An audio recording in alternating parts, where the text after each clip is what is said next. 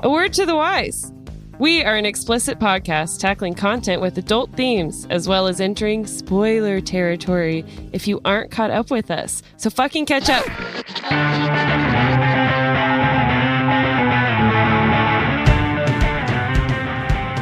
Hey there, this is Cross. Hey there, this is Cross. Hey there, this is Cross. Hey there, this is Cross. And I am Thomas. We are Words and Whiskey, a podcast for veteran and novice readers alike. We tackle fiction novels and love to talk about what we're drinking. You should think of us as your intoxicating weekly book club. And we are Words and Whiskey, a podcast for veteran and novice readers alike. I'm not going to do the whole thing. Shut it down. Shut it down now. Lordy. That was good. Did you guys plan that ahead of time? Was that just off the cuff? No, that's just PJ's insanity. He's a little zany. Good work. Does have a little bit of that manic energy about him. I am channeling Crossland today, though, with my drink of choice. Oh, you're channeling him alive or to death? Hey, Oh. you can do both. The world will find out soon. That is good. Whatever. By the way, Ben got to my house and I was in the shower and he thought it was the wrong day and he almost went home. I was like, I had to check the calendar before I walked back to my car. I was like, no. I was like, oh, sorry. I thought I could squeeze in a 5-minute shower, even though I've never showered in 5 minutes in my entire life. I had a similar moment, no less than 20 minutes ago when I was napping post-workout and then realized at 8, I was like, oh shit, I have to make a cocktail. Oh no, I have 15 minutes to throw this all together. We're squeezing them in. That's great. Absolutely. All right. Today is our final episode of Jade War, where we're going to be talking about chapters the third interlude through the end, which is, as indiscriminate as you could really get. That vague third part of the book. But before we talk about the chapters, PJ, Ben, Aaron, how'd you feel about the climax of the story? I guess we should talk about the cocktail, but we're going to talk about this first because I fucked up. So it was bam, bam, bam, bam, bam. Climactic. No, it was good. I enjoyed this last section. I had some what the fucks and some and some what the fuck again. I had some you better not. You better not. Don't you Fonda. Some of those, but yeah, it was. We're really good with our words. It was a good one. Yeah, I mean, it's more articulate than I think I could be with it. I was. Yep. That's about how I felt most of the time. And PJ, we didn't ask last week. How's your new home? My new home is great. I'm really enjoying it. Are you tired of moving yet? Yeah. Absolutely. Are you going to become a minimalist and get rid of all your shit? Most of my shit's in Minnesota already still. Oh, okay. So kind of. But I'm liking the house. I'm liking the city. The puppies are loving the backyard, which is a lot bigger, which is nice. So overall, it has been a pleasant move. Very good. Yeah. So here. Also, where are you? I'm in Eugene, Oregon now. Eugene. Oh, yeah. My brother went to Portland State. I've been up there. Nice. The trains, I almost got hit by a train. The trains just go, they're sidewalk level on campus. I have not experienced that yet. But sometimes I can hear the trains from my house. Keep your headphones low. Head on swivel. No. Yes. Good to know. PJ, don't get hit by a train. Just a little bit, though. I don't think you want to get hit by a train, even a little bit. Okay. Excellent. Okay, so let's talk about what we're drinking today, since I went in reverse order for some fucking reason. Goes to show. We're recording 2 of these in a week. 2 of these within 56 hours, technically. Some crazy like that. I don't know. It's a lot, but we're here. First off, we didn't assign a featured cocktail. Did anyone make something cool? We didn't ask about it ahead of time. Cool. I made a cocktail. Nice. Thomas, what'd you make? I made a Leeds, New York mule, I guess you would call it. It's got some gin, 1.5 ounce, it says. I don't know. I eyeballed it. Ice, tall glass, hibiscus ginger beer, which is, I thought it'd be a pinkish. It's very red. Ooh, It's gotten a little nice. pinker from the ice, and a lime. Nice. Very nice. we should And call it's a little spicy, which is weird. What's fuck? Are The you- Ortucan Refugee. At No, I was. Roan's kneecaps. What's the oath? Oh, we already My did. life for the clan and the pillar is its master. Yeah, I think we did. I did my blood for the pillar already with a different red. Oh, you did. cocktail. Oh, okay, sorry, I fucked it up. But a good one nonetheless. That's Do great. you like finish the book and I can't remember the thing that everyone repeats 40 times? I mean, we're all emotionally run out from this week's reading, so I don't blame you at all. Thank you. As stated by the words during the how do we feel, Yeah. I think that gets Also- across. Before we jump into this, I'd like to point out at the end, after the after credits, there's Excerpt. the Rage of Dragons preview, and the Rage of Dragons is such a good book, and I love that a little piece of it's in this book. How cute! All Good of our authors are to friends. No, Seems like it. Our favorite authors are friends. It's so cute. never heard of the Rage of Evan Dragons. It is- Winter, The Rage of Dragons. It is a very good book. I've only read the first 100 or so pages, and I don't know why I ended up putting it down. I think it was for a book that I had to read for the show, or because I Fuck promised. Cross, keep reading. I will. Don't be a quitter. I will. Also, the audiobook's really good. The narrator Oh, has great. like a I don't know, smoky Batman voice. Batman voice. All right, PJ, what are you drinking? I have a nice artisanal tea by Lipton. This is green- definitely artisanal. No green tea free with lemon ads. and unbranded tap water. well, Straight from well the pipes of executed. Portland. Hmm? Pipes of Portland water. Probably Like not. you. Eugene. It's near Portland. Is The it? same water Comes table. from the water reservoir. Portland and Eugene. Eugene both have pretty damn good tap water, though. God I will bless. say that. Yeah, it's like the further further north you Further. go. The further north you go, yeah, man, about the cleaner the water tastes. And the more into Texas you go, the more it tastes like dirt. Ben, what are you having today? Another grab bag special? Yes, No, he brought these. I did bring these, but I'm working my way through various seltzer cocktails. Ooh. And today we have a Topo Chico Topo Margarita Chico. hard seltzer cocktail. It is the tropical pineapple flavor. It's Ooh. lovely. I already drank a strawberry hibiscus flavor, and it was extremely good. Is that one the vodka? That's tequila. This is margarita, yeah, so I'm assuming Tequila. tequila. They're really good. I like Topo They're Chicos. very good. I would Nice. recommend highly. This is the variety pack. I think the other ones were like regular margarita and prickly pear, and then, like I said, the strawberry hibiscus was lovely. Yes, I've had that. I think those are my favorite cocktails in a can, quote unquote. I don't think I've tried I'm them. having coconut water because I'm still sick. Vita Coco. And it is a 33 ounce. Jeez. Good Specific, boy. lots of water. So I might need to be the piss boy this episode. I tried one of those once and was just like, this is gross. I'm not a fan. My husband calls it cum water. Wow. That was graphic. Thank you, John. You can call it. Very Can you- cool. Can you beep it? Beep water. Fits in Then no post. one will know. We can do it in post.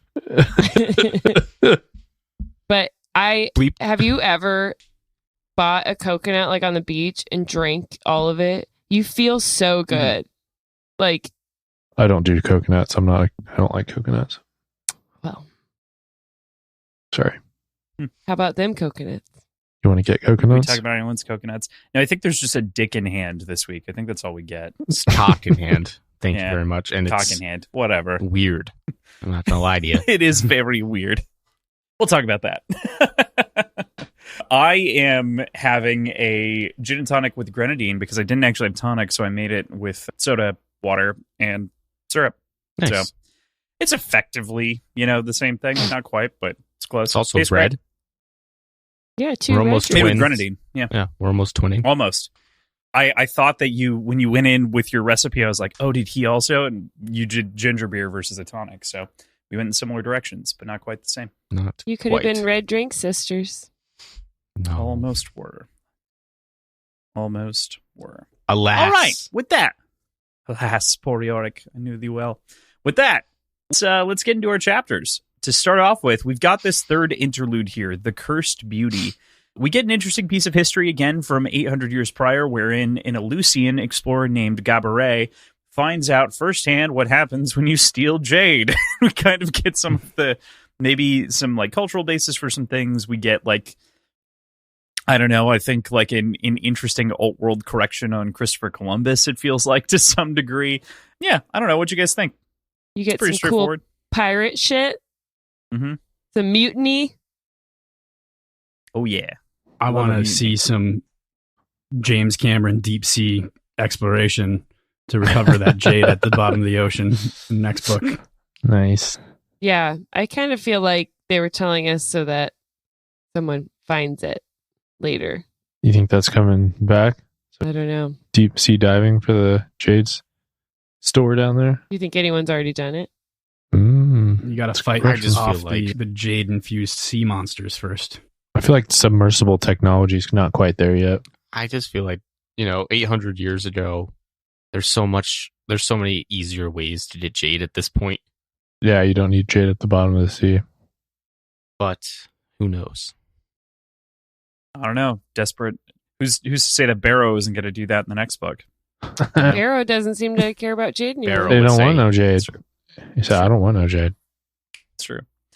So this is pretty straightforward. There's really not a whole lot here. Did you guys have anything else to pull from this? I mean, obviously this gets into some of the history with the idea of the cursed beauty and this idea of this mythical faraway land that has this, given the context of the god falling on the ocean, yada, yada, yada. I mean, the Abuke have never been treated well. Ever, True. it seems. Historically, famously. Yeah. That hasn't changed. It was kind of like, or if you're going to oppress and steal from people, then you deserve the itches. Mhm. Yeah, I'm glad they got some comeuppance on that situation. Like right Some away, bee too. puppets. Sorry. I thought it was interesting that they seemed to be experiencing some jade madness, some jade fever before even touching the jade, or before most of them had touched the jade anyway. Once they were on the ship, I thought that was cool and interesting. Mm-hmm. For sure. Although, given how previous colonial interactions with indigenous populations have gone, they probably did touch jade in some form before setting sail. Probably true. Yeah. Rough. It totally fits that narrative of sailing east to the islands too, especially if you take a peek at the map with Eleusis being kind of the southern equivalent nearish to Hispania. It has that sort of, we just kind of went around and ran into the island and did the same thing that, accidental discovery BS. So cool. All right. Okay. Are all of us coughing variously Uh-oh. for other I got reasons? Is I Ben got okay? you sick, Thomas. No, it's just I feel allergies. great. I told y'all. Oh yeah, you did say that. And that brings us to chapter 54. The body doesn't lie. Son tomorrow steps out of his bathroom to find now Suensen, Horn of the Mountain, waiting for him. After a change and discussion of the Orticoan Conflict Refugee Act, now murders the former chancellor in order to turn the vote in the mountain's favor. Tough for me. Once again, I gotta open up here. One of my favorite side-ish characters just dead. Gone. Hate it. Yeah, it was pretty scary. Mm-hmm. Yeah, there's something going on. This fucking guy, mountain guy. Now, Suensen. Yeah, he's fucking a weirdo. Yeah. He seems like he's very creepy. Mm-hmm. That's number one of my notes. Now Suinzen is creepy. Yes, exactly. I fucking 100% agree with that. Is he the one that they say can Dull his aura. kind of dull his aura? Yeah. Like, I'm curious about that and how that works. And then how does he know about? Can he like look perception powers too, right? Well, like, does he know about the clogged artery from medical records, or like he can like sense it? That's a good question. It seemed like That's they had ultimately the question. medical records. We do get later, he's like, your blood pressure increases, your eyes are twitching. Like, he's got x-ray vision on this fucking guy that's lying. There's major HIPAA violations going on here. No. He's like Superman. He can see through walls and other things. He's just like, it's like the end of Limitless when he touches De Niro's chest. He's just like, your heart, it's just got a murmur. Everything's going to be okay. You got about 6 months to live. That's what our guy now Suinzen is doing. That's to my notes. Yeah. Deep cut, Thomas. Listen, Bradley seen Cooper. Limitless? I've seen it once. Oh. I've seen it remember. once. Wow. But yeah, the minute, I knew right away that Son Tomorrow was not long for this world. Yeah. Oh, he was dead. Like he said, he was like, better than average chance of dying, I think he says. So. dying. Yeah. He could have at least rung an alarm bell so then people would know that he was murdered. Yeah, he would know his duress at least. Well, Good point. At least now let's Son change. Pretty decent of him, I guess. Doesn't have to die naked and fat, just fat. Which I mentioned because it's mentioned constantly, and I guess I now realized there was a point to constantly calling out his weight. So that when he has a weird valve situation, and it's believable to the reader. hey, you can have a weird valve no matter how much you weigh. True. Mm-hmm. Poor guy. But yeah, I feel like... Sorry, just the way this breaks down, like, there's not too much mystery about the motivation behind it. Now pretty much lays it out, Son lays it out, and then it's ultimately revealed to us a few times in the remaining chapters. Yeah. This is the chapter where I come to love now Suinzen because of how menacing and like foreboding he is, and just the way that he's like quietly. We've called him creepy, but I think that it takes the step beyond creepy of like, you're fucked up, dude. Like a lot of the other gang people are like pushing on some different buttons. This guy is like the evil version of a person that Andon wants to avoid being. Is kind of the way that he pops up in my head. Like, this is kind of what Andon would be afraid of becoming. Kind of the cold-hearted antithesis of what monster. Andon wants to become by the end of this. Yeah, right. This is the Jade fever fear. Yeah, cold-hearted monster. Totally, Aaron. Yeah, but I think it's more calculating than Jade Fever. Yeah. He's just like, Oh no, He's, like, I'm not emotionless. suggesting that. I don't think there's any. I'm not like, suggesting that at all. I don't think it's Andon like at all, though. I don't, because there's no greed in it. It's all serving that. Like, it's all like his duty to his clan and his mission. It's not to kill in order to. He likes killing. It's not. He likes getting Jade. It's all duty. It seems like, and he's just willing to do literally anything.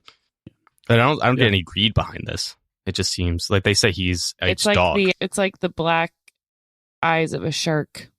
He's just like, Yeah, he's just. nom nom, I kill you. Mm-hmm. He like it doesn't feel what we've come to understand of like how a horn conducts it themselves. Mhm. This doesn't fit that, and it's like, how does he run the rest of his fingers and fists, and are they creepy too? It seems he seems kind of like what Hilo envisions Tar being as the new role of Pillarman, like high level spycraft operator, sketchy shit, not afraid to break ice show to do what they need.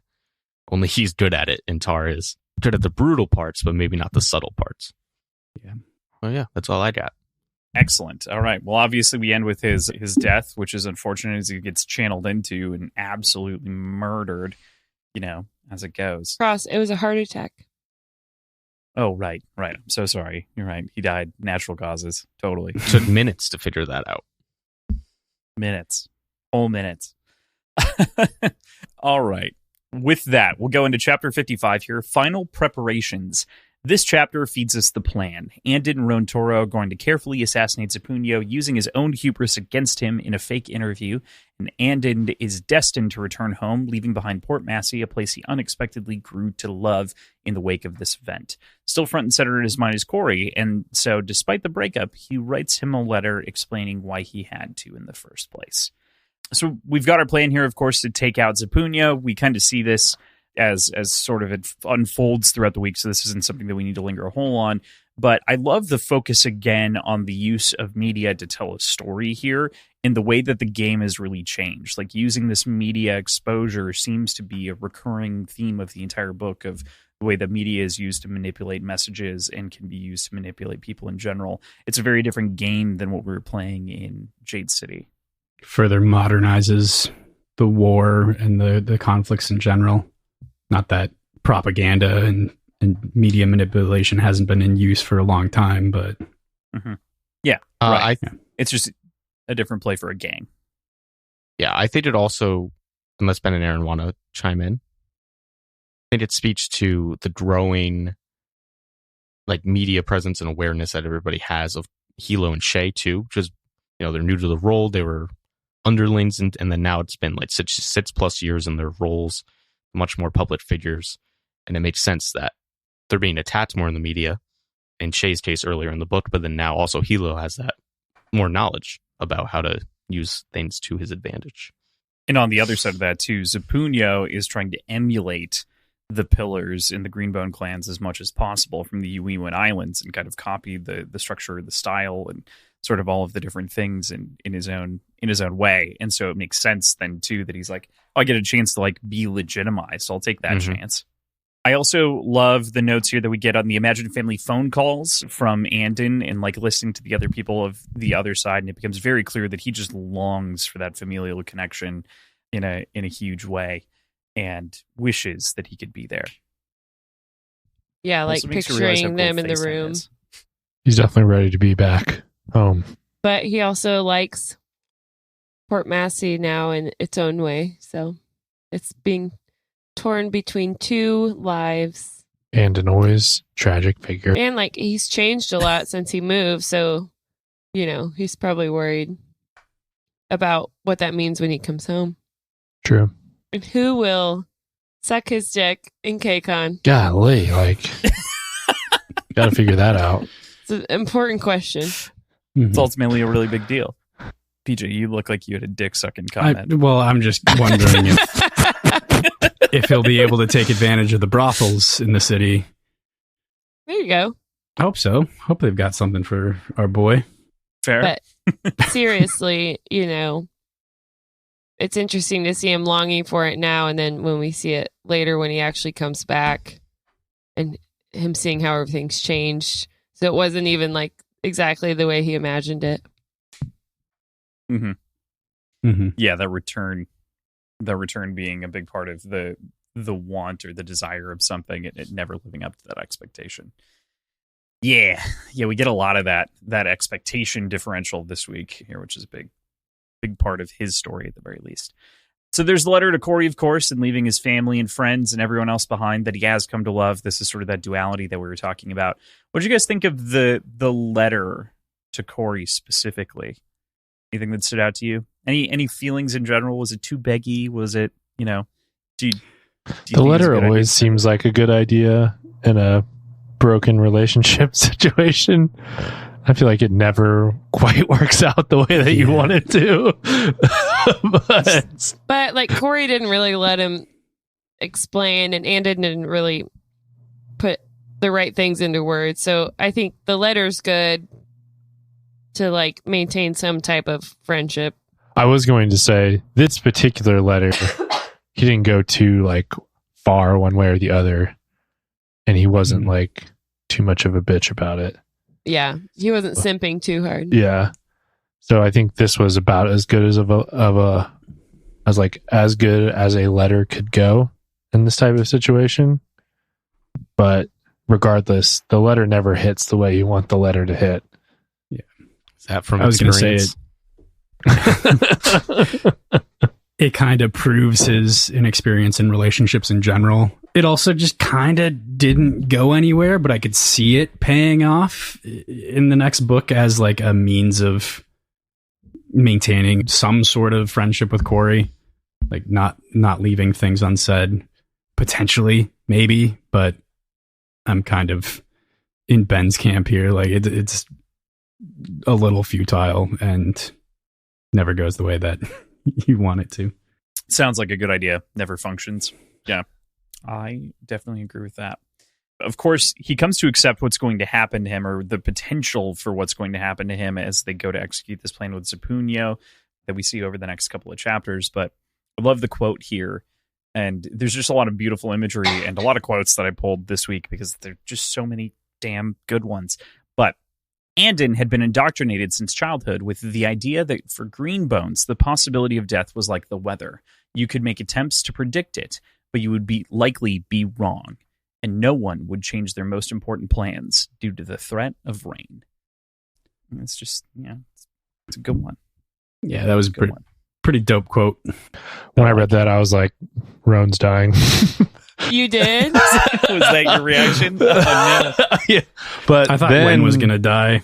Then Wen did die. Yeah, technically That's she true. did. Yeah, then he survived. I was like, oh, he survived. Then I was like, oh, fuck, he didn't. Keep your gloves on, my boy. He just needs to walk around with those gloves on.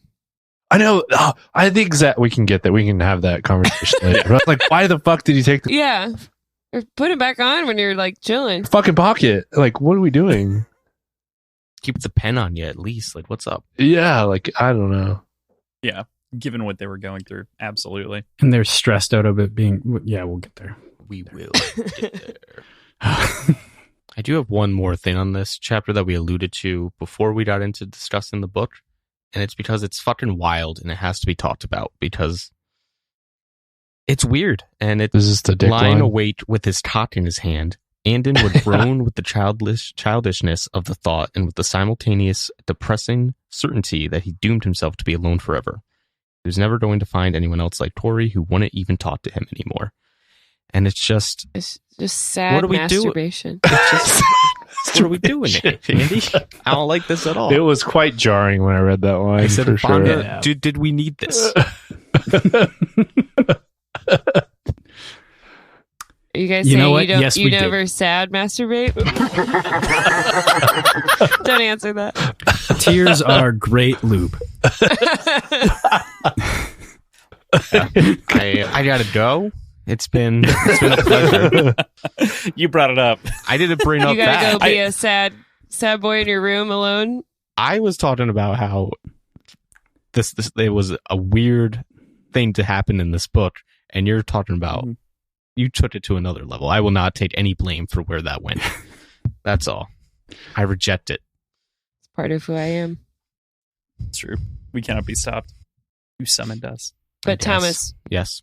I agree. It was like, oh, okay. It was another one where I was like listening outside, and I was like, whoop, I was like, oh, damn. Okay. look around. Oh, did anyone else hear that? Yeah. It's just an audible, hey, yo. Okay. But yeah, that was my last note, which seemingly brings us to chapter 56. No surprise. Did another now Suinzin chapter here, though we initially open with Ven Haku, son of Ven Sando, who's plotting his coup of Aitmata with 5 trusted underlings at a nightclub in a mountain-controlled part of Janloon. The steamers are interrupted by the appearance of now the first fist of the mountain and several other fists who execute Haku and all but 2 of his friends. Then we jump to Aitmata interrupting a K-Star freighting board meeting to let Ven Sando know that the Jade is up.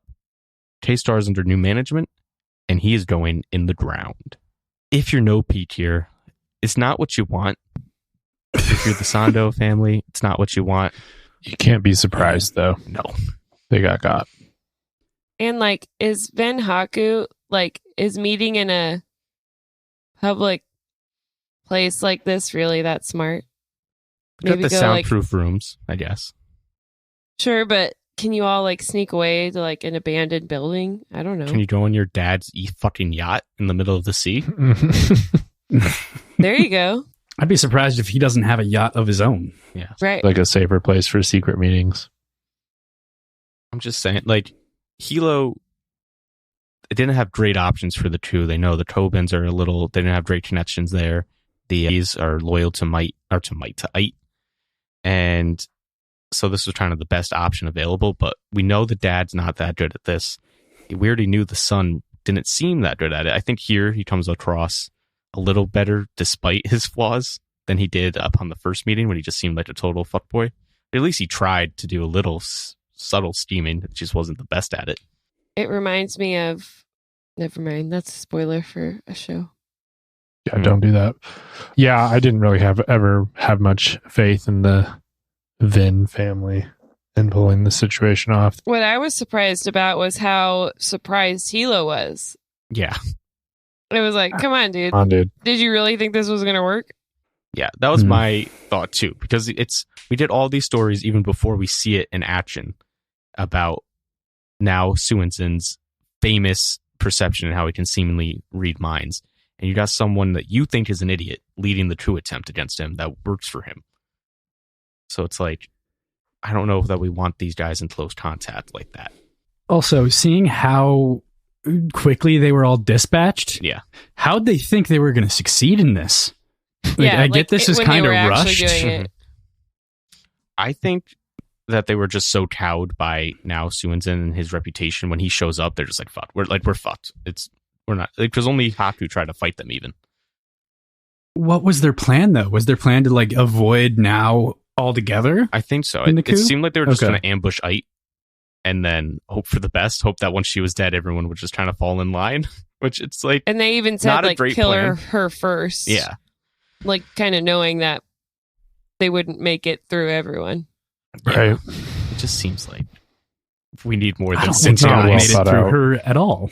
Yeah. No. She was just brutal efficiency in this situation too. She's just like Well, kind of like when her father died. Just, okay, we'll kill everyone. I just love her showing up and being so business-like. Just being like, yep, we got you. Yep, you're going to die. All right, well, your wife and kid and your daughters are exiled, can but stay. we're killing everyone else. Sorry. Sorry. if you're a boy, Your name dies with you're you. dead. Yeah. Yeah, good luck. You fucked up. I had two last now notes before we get to Ite. The first was there was sort of horror movie vibes in the "Did you perceive that?"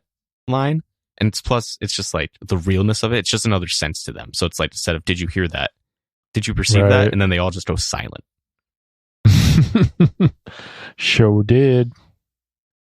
And then there's just Oh boy. our boy now Suinsen, just eerie. Yeah. Extremely. Again, same sort of thing where it's just like, you're on a different fucking level of this game, man. Yeah. I'm glad that finally paid off with him, just like hearing about him and actually seeing him in action. But they built him up this whole book, and then instead, Gaunt Ash, we see it a couple times throughout the first book, and then it pays off at the end when we see Andon dispatch him, and we were like, okay, that was cool. That was a worthy fight going on. Right. Now it's like, oh shit, this guy really is nice, and the mountain is still fucking shit up. Yeah, they're just fucking Mountain is really fucking good at this shit. Aitmata. She's good. She's good. Still Bay. Still Bay. Yeah, that's actually sort of my note, is that Ite takes over, or, like, retakes over, and re-solidifies herself as the baddest motherfucker around. Just rolls into a board meeting of the biggest company in K-Con, maybe? Like top 5, it seems like. Huge company. Dismisses the board and is like, yeah, got your son's head in a box. What up? She's like, but I won't open it, but it's in there. Pretty nice of her. And Huh? you're going to die too. Yeah, she walks in. She's like, hey, yep, we're selling the company. You're dead. Here's your son's head. Your other sons are dead. I wonder how many sons he had. Do we know? I'm sure they probably is mentioned it offhand when we first meet them, but I don't recall. Yeah. Because I was thinking when she said that, I'm like, oh, I guess you don't want to have a lot of kids because they're all forfeit. Yeah. I'm kind of surprised she let the wife and daughters live at all. Why is that? I mean, she's exhibited ruthlessness constantly. Mm-hmm. Why open any doors to like a path of revenge in general? Yeah. And she's also exhibited like, don't underestimate the female heir of somebody because they can fuck shit up. Right. And you're leaving people alive that now have a reason to want to avenge their family. Who can pretty easily go to like down the street to the family that wants the same thing. Like, I'm sure they have a lot of really great information that they could share. Itmod is canceled for being sexist. Gotcha, Ite. We got you. We got her. I did want to make mention because Aaron asked the question: 3 sons, 2 daughters. Okay. Brutal. The one had already died, so just 2 more. Do you think she will keep her word to let them be buried with their Jade? Seems like it. Why not? I don't know. She seems to like having it around. I know. And she's not like superstitious or like she doesn't seem to care what the gods think. Mm-hmm. So why not just take more? Right. Like, I'm not even necessarily to wear, but just to use as a resource. I don't think she's struggling for Jade. Right, but I mean, she hasn't been, and they've already done other things to get every piece they can. Yeah, that's fair. But I'm not like a stickler to it. I was don't know. Just curious. It just seemed like I could see it. I also don't think she's the kind of person that would bother saying that if she didn't intend to. Like, what would that do? Mm-hmm. Maybe I don't know. Yeah, especially because Sando doesn't seem. She remarks he has a tiny amount of Jade. He doesn't have a lot of fight in him from the looks of it. Mm-hmm. I think it goes like kind of hand in glove with the not opening the box that has his son's head in it. It's just like, it's a little gauche. She's like, yeah, I'm going to kill your male heirs. I'm going to kill you, but I'm not going to strip them of their Jade. That's crazy. That's nuts. That's beneath me. Strip them of their heads. Yeah, that's fine. That's in line. What's in the box? Do you think he opens it? It seemed like it, right? I don't know.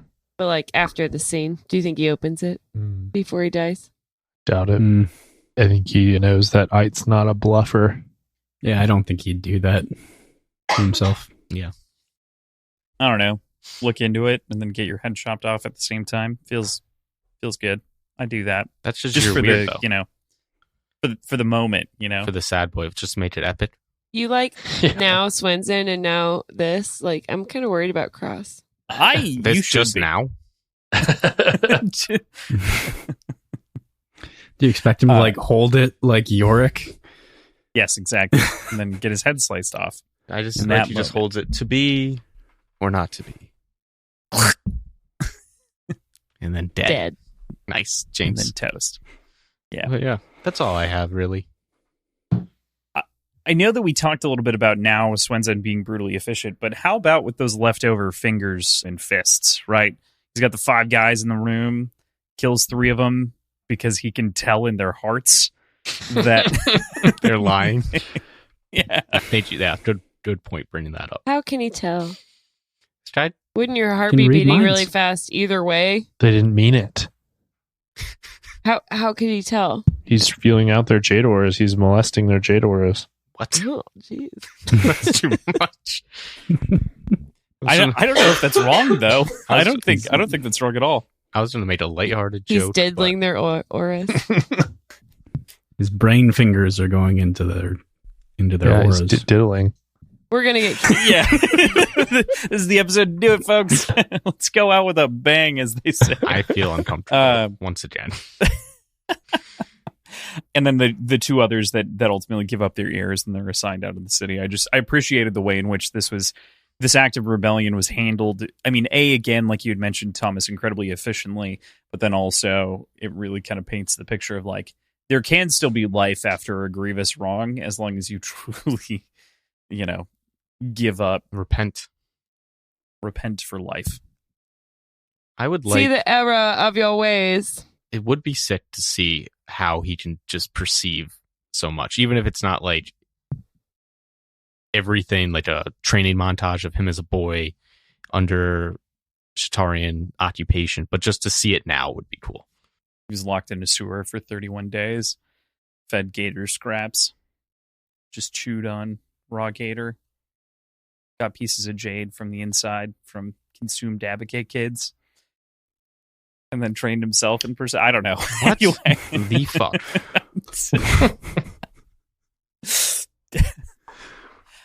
We're on to the All next right, chapter. with that, Get out of here. Chapter 57. Emergencies.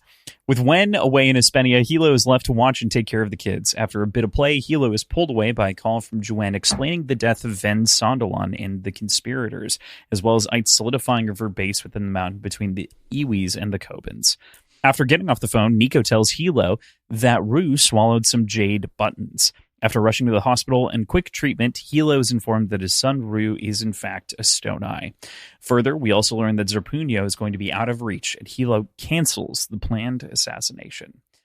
I love this chapter. I think it's... I reread it all 3 times this week in preparation, and in the 2 days, listened through it twice. And I found myself each time picking up very small details throughout in this section that I really appreciated. And I love how Hilo gets to play dad. You know, and it's just it's nice that he like also knows his kids better than we may have even anticipated or expected. Irresponsible dad. Yeah, Hilo is. It's good look. It's not his fault. Stupid kids. I just feel like it's very I got 80s dad really- vibes. Man, I was 70s. full on American gun problem in this. Like, lock up your jade. That too. Yeah. Poignant. Well, it was like some buttons. There's so much jade around. I mean, It's like, this is Hey, dangerous weapon. Ben, accidents happen. There's a reason why every boy in the world has the stitches under their chin. I do not. Okay, accidents happen. Not clumsy. Never gotten stitches because I'm terrified. Weird. I have a take about... Weird. I have a question and possible take. So the jade buttons were in the study, right? And it Yeah. was So. Lon's former study, so presumably his old desk. Sure. So it's just like, I don't know. I found it like there was the jade and a sudden thing after like the jade had been there for years and now it's coming back to haunt them. And then now, like, it was sort of like the letter had been there for years, coming back to not haunt them, but it just gave me, there's like a weird I sort of don't think- parallel to that.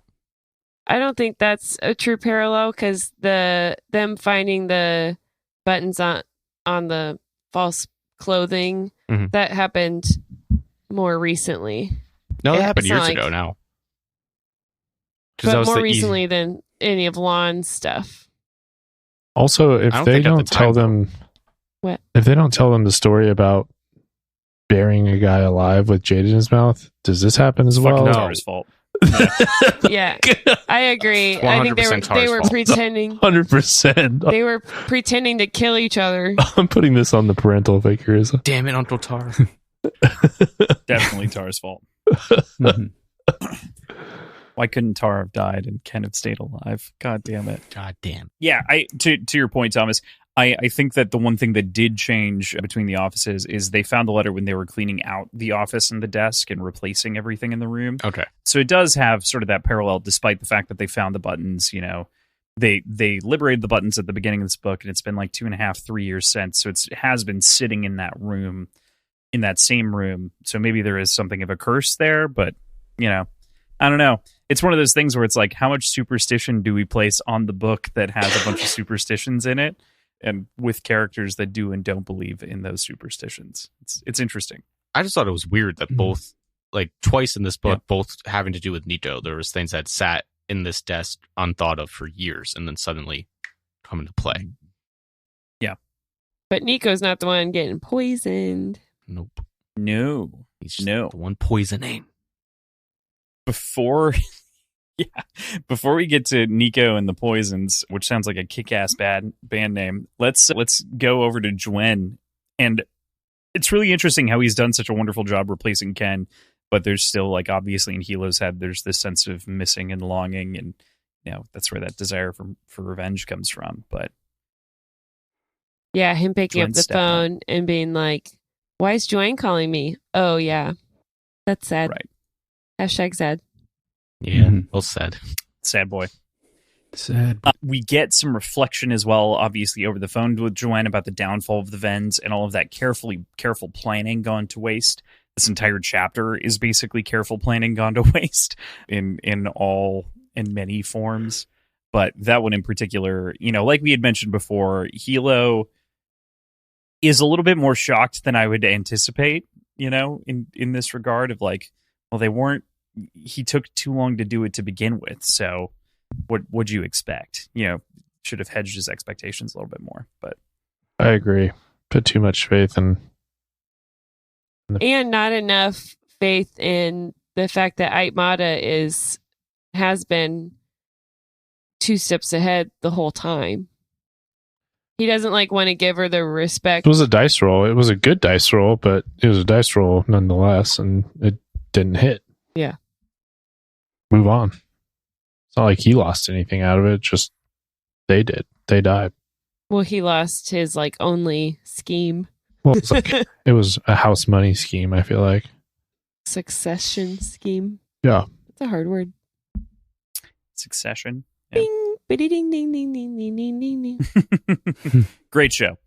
Yeah, it's one of those things too where he was orchestrating so many of these different sides, and Ait had obviously, I think this comes up much later, so I don't want to go into this too much, but Ait was wondering why he was so quiet. And so it comes to roost here that she's finally found out why.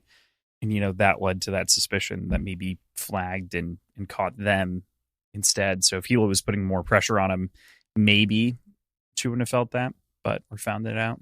So, yeah. Rue takes a trip to the hospital, of course, after swallowing some stones and Nico covering his mouth, which is it's a very childish thing. Well, it's the whole bury him alive thing. This did not feel good. Which that was also like a year ago at this point, because Tar's been dead, or Ken's been dead, they say over a year. So kids had a long memory for that one. Yeah. Moot's also toast at this point in the ground. So we think. Fuck one y'all. assumes We assume. Highly dead. it's got to be dead. Highly dead. High key dead. High key dead. But as he goes in for treatment, we get the update from Shay about Zapunio and pulling the plug in the plan ultimately, and this sort of decision of the pillar to not go forward that leads into what we're gonna talk about for most of the rest of this episode. So don't need to dig into that too much, but I find it interesting that he decides, to pull this with caution and to be willing to take another year or two to kind of extract that vengeance. Just goes back to last week's chapter, patience, and how he's changed as a person. Yeah, I think that shows Hilo's growth a lot. He's not hot-headed about it. He's calculating. Agreed. I was impressed by that, actually. I was like, oh, wow. Especially considering how many things he's juggling. It's definitely a different person than who we initially met at the beginning of the first book. Yeah. He's shifted from a young 20-something with a hot streak to a low 30s, early 30s sort of buttoned up work guy. That section when he's just, looking at his sons and he's thinking about Andon, that got me right in the heart. He just doesn't want to push him away again. And that really shows the growth. And I think, especially we get his sadness over Ken, one of his brothers, not here anymore. And he is having trouble adjusting to that still even. And then now here's his other brother who he, to some degree, pushed away. And he's like, can't lose him. Mm-hmm. All sad. Yeah. Unwilling to lose him in an assassination attempt like that, for sure. So rounding the corner on the hospital trip itself, I find Hilo's response to his son being revealed as a Stone Eye to be reminiscent of the same sort of protective note that we kind of talked about with Andon. He's all about preserving his family now. He's really kind of changed in a big way where I think, if you would have had this kid at the beginning or in the middle of Jade City, it would have been a very different kind of beast of parent. He's much more seeking to preserve life than place some sort of unguided expectation upon his kid. Or maybe it's just that he's dealing with the reality. I did want to bring up, before we dive into kind of that, we asked the question very early on in either Jade City or Jade War about specifically children's exposure to Jade. And I did have to pull my answer from the section and then reword it on the fly when you guys were spouting off stuff about the kids. But yeah, It was from this book when she's at the spa meeting. Yes. Yeah. You're right. Yeah. Yeah. That makes me very mad because I forget who of you, but you ended up being right. That was me me. a stone eye, but for the wrong reasons, and that's the worst type of right, and it makes me mad every time. Why for the wrong reasons? What would you I think say? I was just right, period. You can say that. Because the assumption was that because she's handling Jade, it could lead to the kid being a stone eye. Because she might not be reactive, but the fetus could. Well, yeah. Also, like, what if you wear Jade and you are pregnant? Is your fetus protected? I guess so. I would imagine the culture that has grown with Jade for hundreds of years would know that and take the necessary precautions. If that were the case, I just think it would I be still known. see pregnant ladies smoking. I'm just saying. I've seen it. All I know is I was right. Regardless, Ben was right. Again. All right, man. Just getting back into Rue. As soon as I get it, it's a stressful situation and there's a lot of things going on. But as soon as Hilo made no mention of a Jade aura irradiating from the kid, I'm like, this kid's a stone eye going into it. So I think probably he expected something like that as well, and that tempered his reaction a little bit. I was surprised that wasn't mentioned at all, though. The lack of do kids aren't like a conduit yet, right? Is that why they get the itches? That's kind of what the doctor said, right? Like, and what Hilo assumes to be correct is that you don't necessarily know how sensitive and Hilo, let me see if I can find it specifically. Hilo basically says that it's like, well, you can't really know that yet, right? And that's sort of the response that he gives. And the doctor's like, you can pretty effectively know that after he swallowed a piece of Jade and wasn't reacting to it at all. Yeah, I think they say and that's sort of moderate, like little to high reactivity that fluctuates would be expected, but none is only a stone eye would do that. Yeah. Mm-hmm. Which Do we know if probably it's saved his life? strictly genetic? Has that been answered? it has been repeated. It's unlucky. Yep. It's Tug just your ears. curse the Yes, gods. Okay.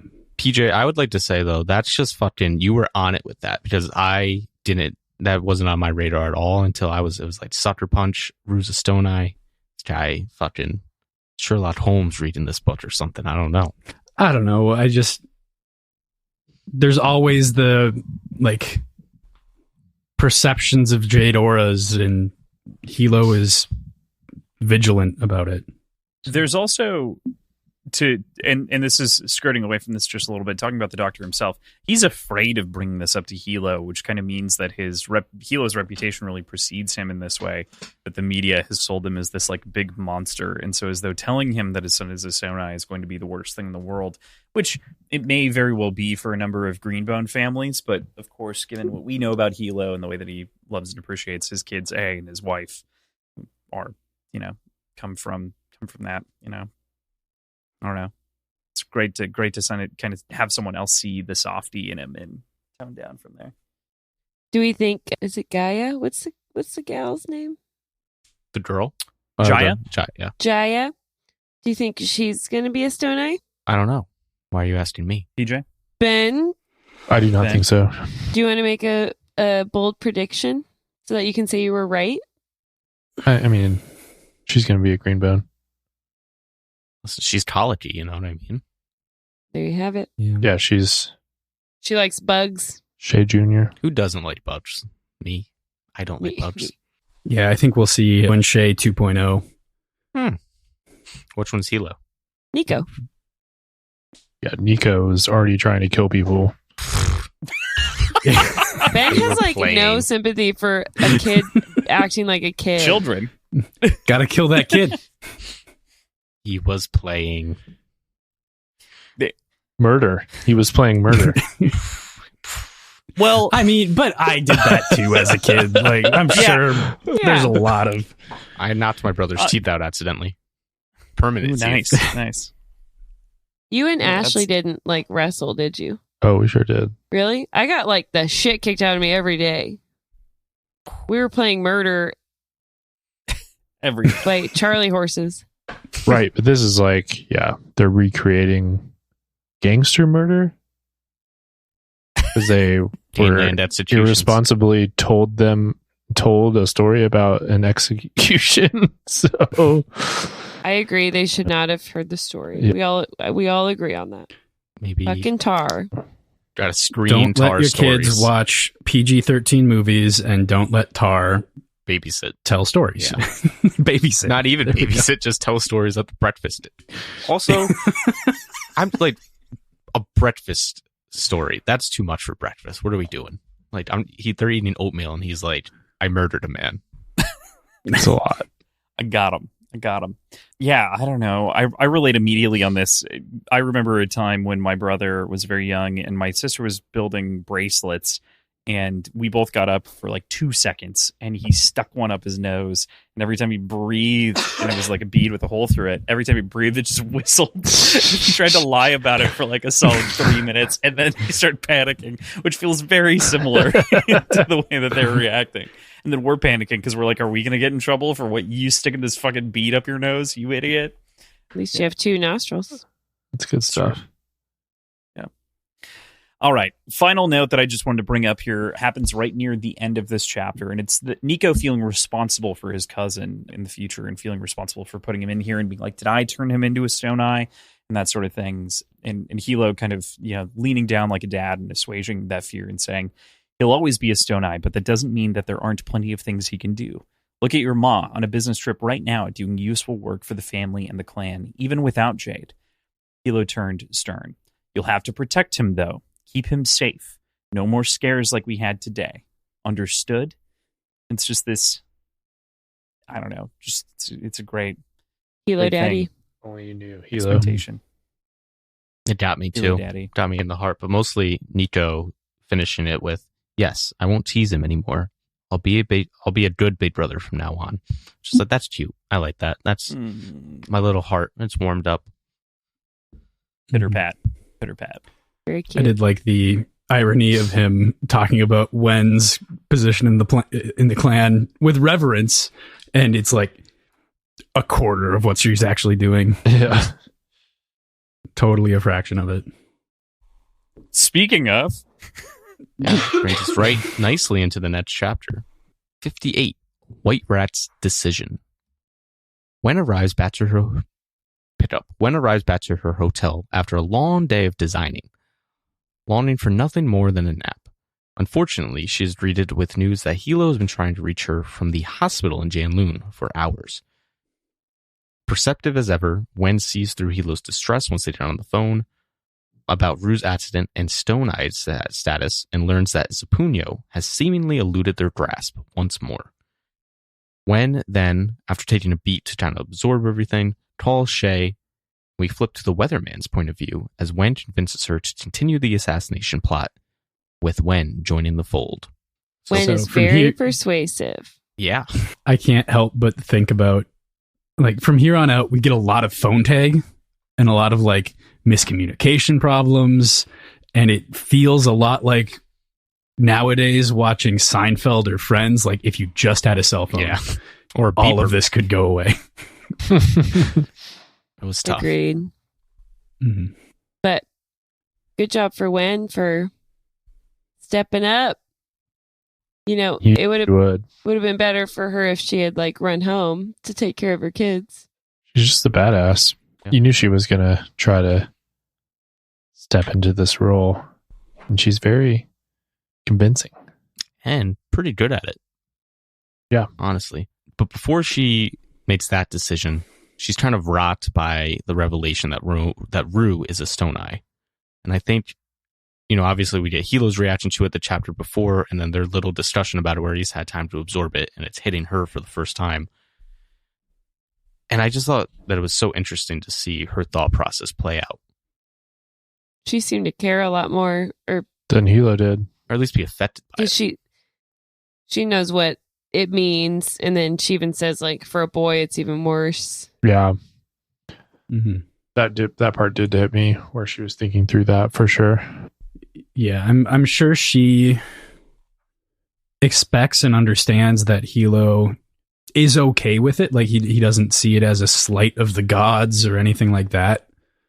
But it's still like the kid's going to have a tough time of it going forward, and I'm sure that's a lot of what she's feeling. Yeah, It that seems to be at pain least. of like knowing what he's going to have to deal with, and that it's going to be even worse for him. Mm-hmm. Since he's the child, he's a man or a boy, and He could always live anywhere else, and it wouldn't be a big deal.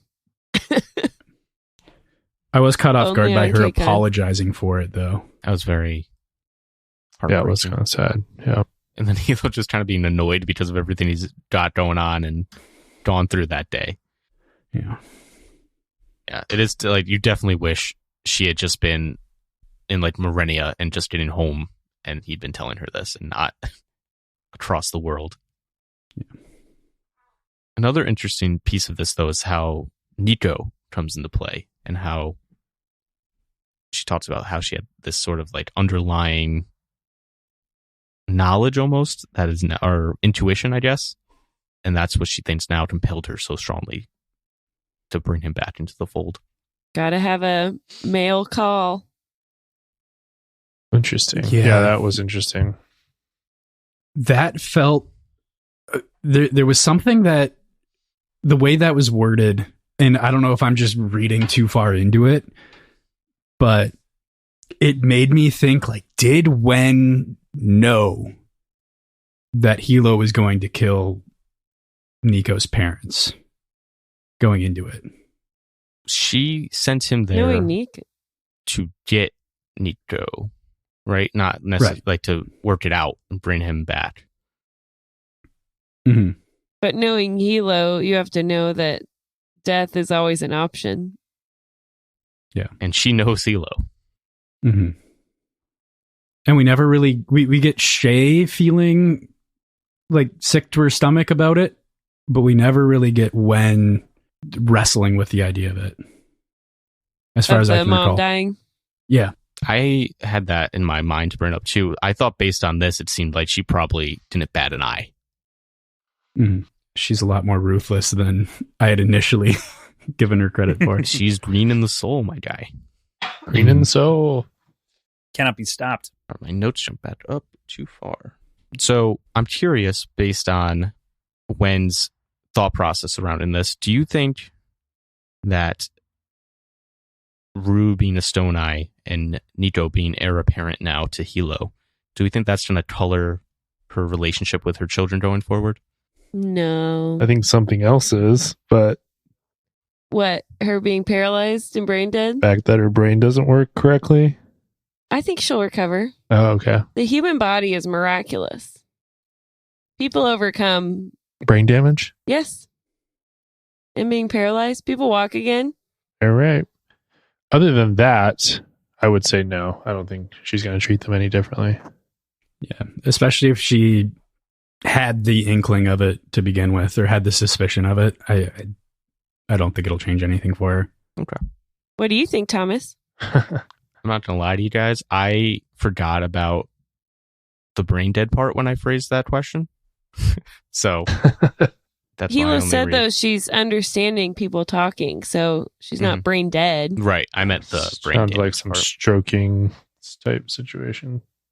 Because I, full disclosure, had to get these notes out quickly before we started because of super busy work. But Yeah. so don't read too much into anything, I guess is what I'm saying. Thanks for all your hard work, guys. It was a quick week. Woo! All right. But that brings us Did it. to Wen's decision to go over, or at least beside, Hilo's head and seek permission from Shay to aid in the assassination of Zapunyo. And as we It was heard, interesting to me that she asked permission. Like, she already had the whole idea. Mm-hmm. Why bring Shay into it? yeah. That was interesting. Now that you bring that up. Mm-hmm. Maybe she needed Shade in order to get Andon, but See, Andon didn't really talk to Shay. that was my train of thought too, is that Andon, like maybe to bring Andon into the fold, but then we learned that she's been, like, anytime she goes to Aspenius, she seeks out Andon to hang out with him, so presumably she did get in contact with him. They were on a time crunch though, and like she needed Andon and Roan to meet her at the train station, Mm-hmm. and then had 90 minutes of like Planning. Maybe she just time. needed, to like have Shay do logistical work Mm-hmm. in that time period. Mhm. Also, she doesn't do white rat stuff without Shade's permission that we've seen, right? Or that we know about, at least. So it seems like Right. that's sort of That's their true. relationship, is spy and spy handler. And it felt less like asking for permission and more like Pitching. making a case Mhm. for it and like pushing her into the Yeah. idea. I guess ultimately to gain permission, so never mind. But No, but yeah, I think me phrasing it as seek permission is maybe too aggressive too, because she is leading the charge and as we touched, very persuasive in her argument. And maybe Shay came up with part of the idea. Like, Mhm. maybe Wen was like, let me help. And then Shay, like, helped her work it out. Yeah, I feel like there's some logistical stuff that need to get worked out. How did they have that fancy pen on hand? That's just really cool. I'm excited to talk about it. some spy gadget shit. Yeah, but there's an interesting invoking of Marrow here by both Wen and Shay, and sort of the rationale to carry through this to the end. That stick out to anyone else? Wasn't it Marrow and Ken? Yeah. So Wen brings it up, but then later on, when Shay's like rationalizing it to herself, she thinks about Marrow's quote that she runs the clan as much as Hilo. I just thought it was a little manipulative by Wen. I could see that, especially because yes, Jesus. Shay does effectively run the clan in tandem with Hilo, but technically Hilo is the lead in this position. Mhm. And like we need to justify going over his head. So I can see some manipulation. When's a going there. smooth operator? Yeah, Wen's just fucking good at this. Fucking great at it. No question. Ugh. My last thing was just this quote from Shay that I think kind of epitomizes the whole rationale the Greenbones have for why they think they're so fucking perfect all the time. The smugglers of Punio, like the Shatorian Barrakan, like the Aspenian crews, epitomize power without honor, Jade without restraint, violence without principle. It's just, that is very clearly the Mhm. They're differentiation. not following the rules. Mhm. That's me. Yeah. Anytime there's conversations with like a not clan member, be it the crews or Zapunio or whoever, I always think like they're hitting this honor stuff so hard for somebody who does not give a shit about that. But Which side Yeah, doesn't? constantly complaining. I mean, I feel like the Greenbones mostly care about honor. It's just a warped. You're saying they're harping on honor, but the other people don't give a fuck. exactly. Okay. Yeah, Like the people what- they're up against don't care. Word. What's Like- the point of this argument? They're not operating on the same Right. level of rules, Yeah, we should have moved that engagement. a long time ago. Mhm. It's validating their hegemony, their whole like ruling, the reason that they rule, right, and their moral compass. So Mhm. for them, it's this is why we can do that thing. Chapter 59 from the Call family. Just under 5 hours later, the plan begins to unfold. Kind of. Zapunio is late, but eventually shows up for the interview. Accompanied by his son and a retinue of guards, he steps into the room with Roan, Wen, and Andon posing as an interview team. The plot quickly folds as Zapunio knows that Andon isn't who he says he is. The guards are quickly dispatched, and Zapunio is executed by Wen herself. They head to Star Lumber and Supply, where they are ambushed. Woo! There's a lot that happens in this chapter. It's the culmination of the story that started in this book, which is this sort of foreign Jade war that we've had going on with the smuggler Zapunio. So we get a ton here. But I love the casual observation that Wen has that maybe the movies are influencing the Barucon's appearances and not the other way around. Like they're kind of owning the look, which is weird. I thought that was good. Yeah. Life imitates art, imitates life kind of deal. Yeah. Mm-hmm. Exactly. Now that we're here, I get Roan needing to take off his gloves just for inconspicuousness to get out of the hotel. Don't give off any Jade aura. Just be a dude. But why not just immediately put them back on when you're in the car? Like that should be the default, especially because he's paranoid about people following him. He's checking constantly. Or at the very least, keep them on your Do person. not understand it. Put the pen in your pocket. At Pockets. least. Pockets, bro. Yeah. Back pockets. If he has The pen makes sense. gloves in his back pockets, would the Jade Well, doesn't it have to touch your skin? weren't the gloves in the second car? They were like in the duffel bag. They're in the Right. bag. Yeah. Oh, Mhm. And which car was that in? Because there's fresh You're clothes. right. I'm not the- sure. I don't know if I am. I'm asking. So the big thing with the gloves in general, so far as I view it, is that the concern is getting stopped if like someone were to be on to the execution or to be on there. So Then he it has would Jade in the assume that car. it was them. Yeah, exactly. So I think that's the rationale. But that for me is the reason why the pen makes sense to like keep the pen around. Mm-hmm. The gloves, I think I agree with kind of the way that they were handled or treated as something Yeah. that is more of an accessory to throw in a bag or whatever. I But think it the was pen- They were with in the the change second- of clothes. It is. Yeah. I just checked. It's in the hatchback. Yeah. Mm-hmm. Okay. Either way. Also, the Andon starts just stripping the Jade off the dude's earrings and then just drops him on the floor, which completely negates the reason for leaving them in the first place. I agree. Yeah, like put it back in. Yeah. Well, he ripped him out of the ear, so it's like it's already. Well, you can rip earrings out without ripping through the ear, if that makes sense. Like if you rip an earring out, the back pops off and you pull it out. Like it doesn't necessarily mean you're ripping through the ear. Gotcha. In my that's how I read it. Yeah. Because That's I've how I had understood his it too. mouth. earring ripped out. No, yeah, fair. That's brutal. But I just imagine, I know that he just drops him on the ground, but if you were to rewrite this scene or if you were to reimagine it in some way, I feel like what I would do is just have Roan Tora open the dude's mouth and have Andon drop him right in. Just pop it open, then close it. We're done. We're out of here. It's a hiding spot now. I'm sure someone would look in there. I don't know. Oh, I'm sure. The coroner. Desperate. I think, Mhm. I mean, the reasoning is kind of what Wen observes, and he gave a small start as if suddenly realizing what he was holding. He dropped them hastily. So I think it's just oh shit, I have Jade in my hand. I promise to never do this again. That's more of the recognition for sure. During all of this, But still. the Zapunio fight and then the ambush, I'm just I'm mad at Andon for being a fucking, I don't know. I thought he showed out pretty well in this situation, actually. But if he just had his Jade, then Oh, not all these people would I did be think- dying. at some point he was going to grab Jade and just start popping motherfuckers immediately. Right. Yeah.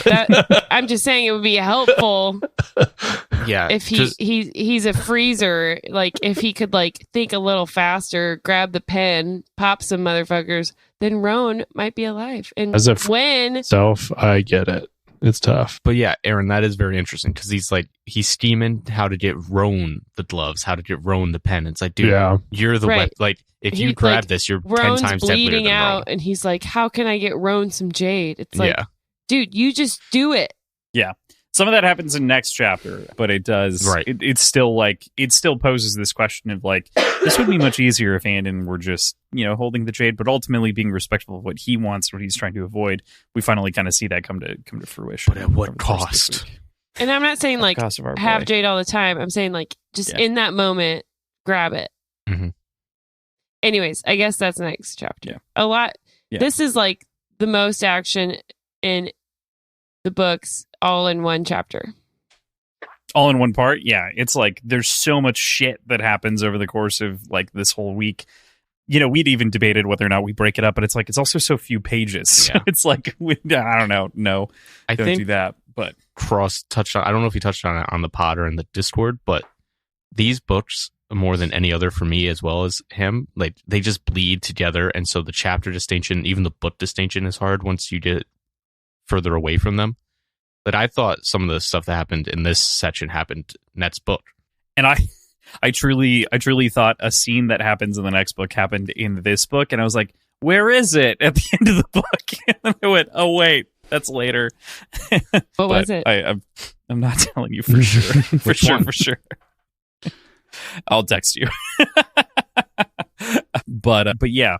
Anyway, love these books, of course. But getting back to Zapunio for just a second here before his death, I love that he still shows up despite kind of knowing and having this idea about what's happening and knowing that this isn't actually Kaido, of whom he claims to be.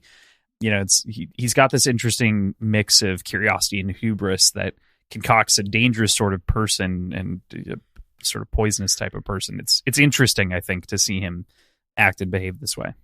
And he doesn't know that it's Andon, right? He just knows that it's not Yeah, he's like the journalist. He just knows that He's like, who are you? Yeah. Mm-hmm. Why are you here unarmed? And he's like, On yeah, their you're terms. clearly not trying to kill me. That was a sick line from Andon. I am trying to kill you. That was great. Ooh. Yeah, he's Um, Zubunio's a powerful dude. I feel like he's that was like a crazy display of reach. Just like did a yearbook photo. That's nuts. yeah. That's like Mhm. this dude's not only smart, like that's super well organized. And to be they able to don't get have that. the internet. Right. Yeah, I was curious about that because I was under the impression that they had fabricated an identity entirely. And I guess it makes sense to lean on somebody in existence, but man, I guess they that shouldn't yearbook have. foil fucked them almost. And then Made for a cool Andon line. pulling the wrestling moves, putting him in a chokehold. Mm-hmm. See, I thought Andon did really good in this chapter. I thought I was proud of pretty Andon cool. in this moment. Yeah. I'll Mhm. stop there. I do agree with PJ where I just like wanted him to just be the person grabbing the jade. Right. Yeah. But that was about it. I thought it was really cool and also a little dumb how when Zapunio starts questioning him and he just leans in and he's like, I am here to kill you. And it's like, okay, that's fucking cool. Maybe give someone a sign or signal first, but let's go. I'm in. Well, dropping the pen was the signal. Right. Yeah. True, duh. Yeah, he was taking direction, not giving And direction. not even looking at Damn. them, like Yeah. keeping eye contact. That's pretty, smart. And, Damn, yeah. Andon will be Missed a that. good spy in the future. He's good at all this stuff. Mhm. Just his, I don't know. Yeah. He His just trauma. overthinks a lot of it. Yeah. He's got a lot of trauma. Yeah. I mean, that's Rightfully why so. Hilo was so upset because Andon's fucking the best at all of this. Yeah.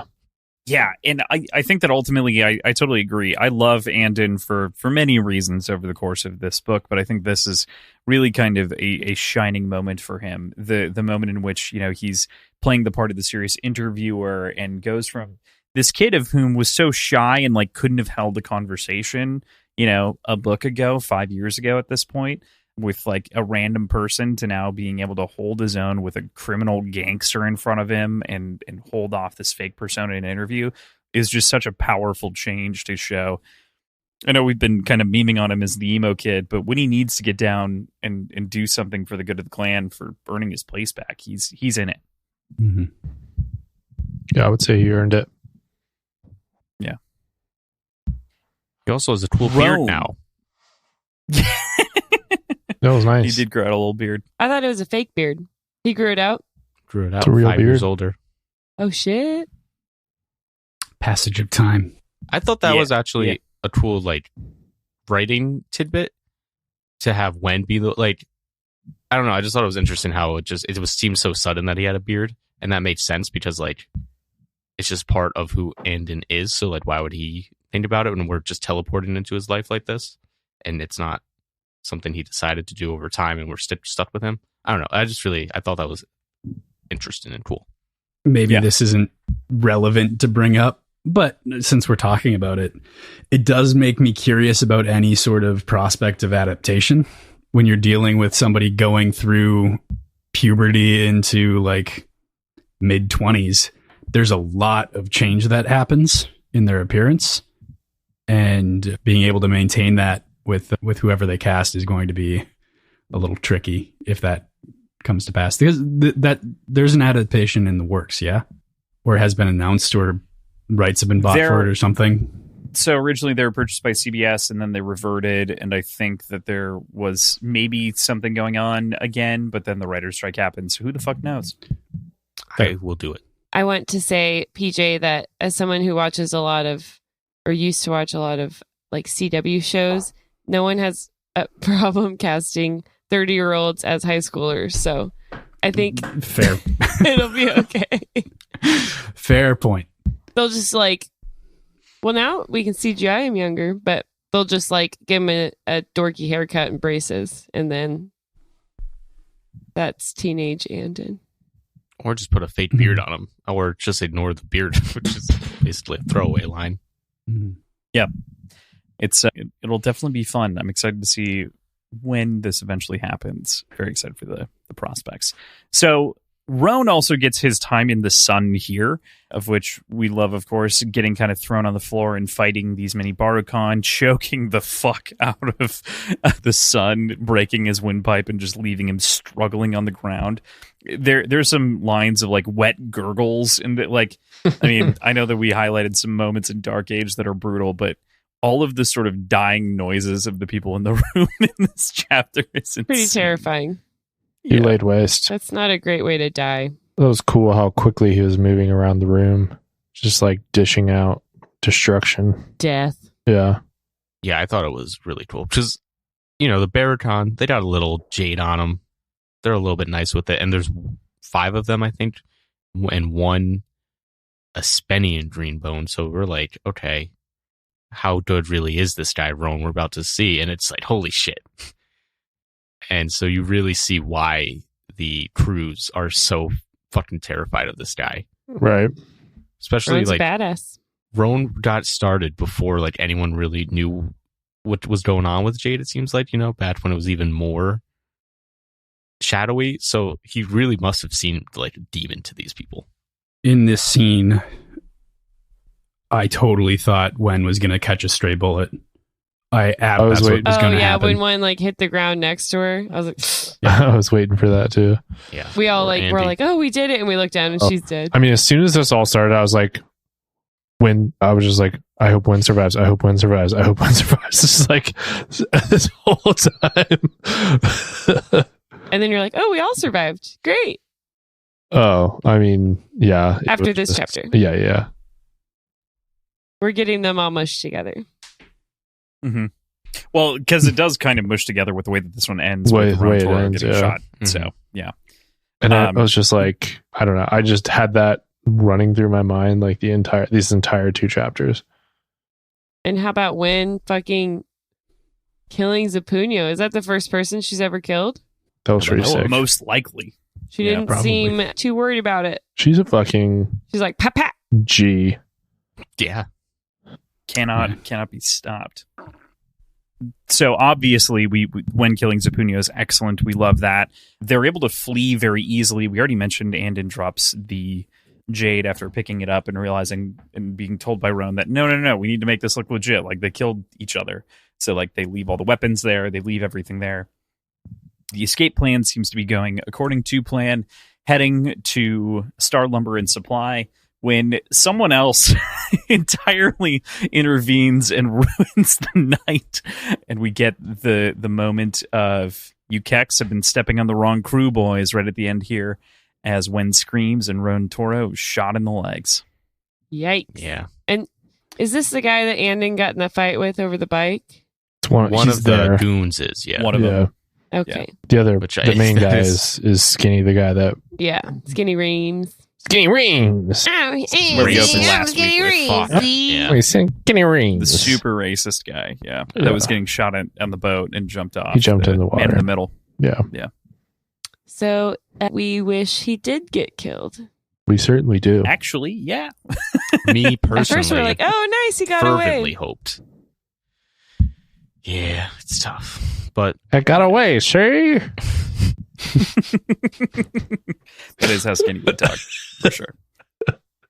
yeah, he has kind of like a bad Peaky Blinders accent going on. Not the I like got Skinny steal himself away. does, not the See?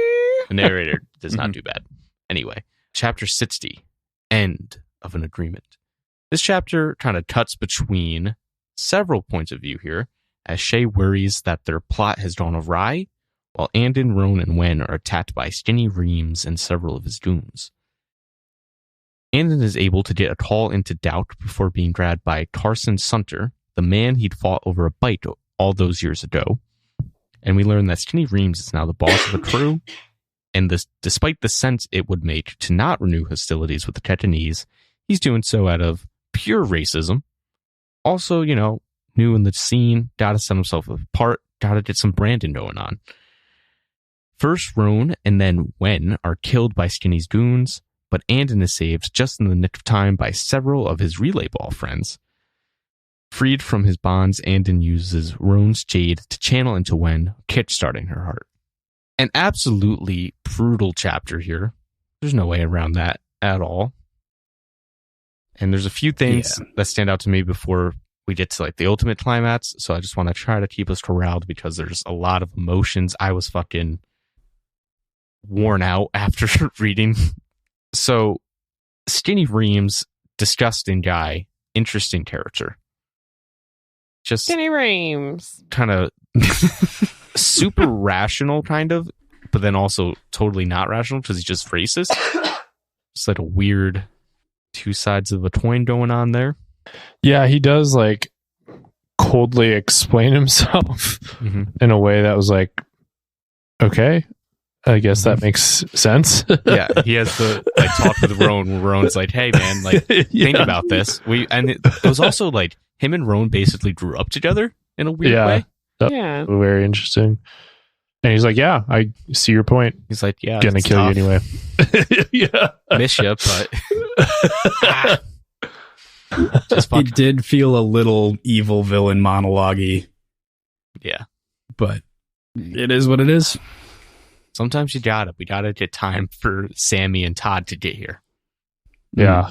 It was just felt very, like we have in our notes here, it just felt racially motivated, pretty much. Yeah, and He didn't like that Jade. He's like, basically, I just don't like kicking knees. Guy says cat with a hard CK for sure. Yeah. It's brutal. Like, relax. Skinny, calm down, dude. Skinny's canceled. Skinny was calling everyone names last week. And this week, Sounds like Skinny's got a skinny heart. Oof. See? Needs to grow three sizes. I do like the needing to build that resume within the clan or within the crews, though. And said, like, I'm not just boss's guy who's here because there was no one else to fill it, but like, I got my own plans. I got my own ideas. We're going to do things I different. deserve this. Yeah. And then just like a fucking horse, the piece of shit Carson Sunter is here. And it's just like, come on, like, let it go. You got your ass kicked 3 years ago. Get over it. Yeah, but I mean, that's a good catalyst to get in with the crews, you know? Right. I mean, he already was. That was why he had to go to. He was away. Doubts. Which also, it's like, I thought it was funny at the time. Like, if you're going to get your ass kicked over a bite and then go cry to your gang boss about it, like, I feel like the gang boss is going to be like, oh, you want me to start a war over you losing a fist fight?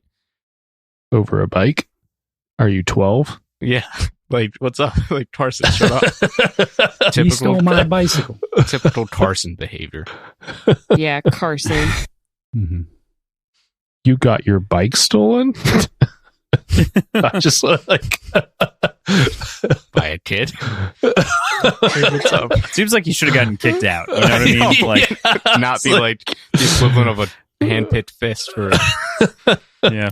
It's a really great And then point. also, of course, this is the one that's like, hey, she's pretty. Like, do we have to kill her? And even Skinny Reams is like, you're disgusting. Jesus Christ, man. You're disappointing Reams at this point. You're fucked up. Mm-hmm. But yeah. Well- He's like, we're evil, but not that He's like, evil. that's No, like, I think it relax. goes more into racism. He's like, why would you want to touch a Oh. keck? I guess I hadn't No, thought I about didn't- that.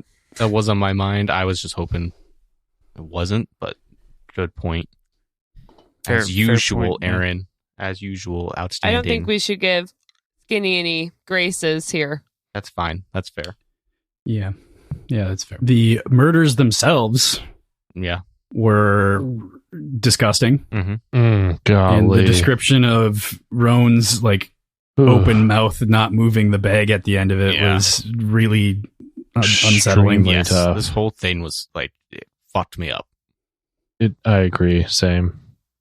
Violent, the bowels emptying, and like, Yes. like no, books don't usually mention that. You know, I usually they leave know. that out. Bobby B said they leave that part out of the stories. And he was right. This is a story, Fonda.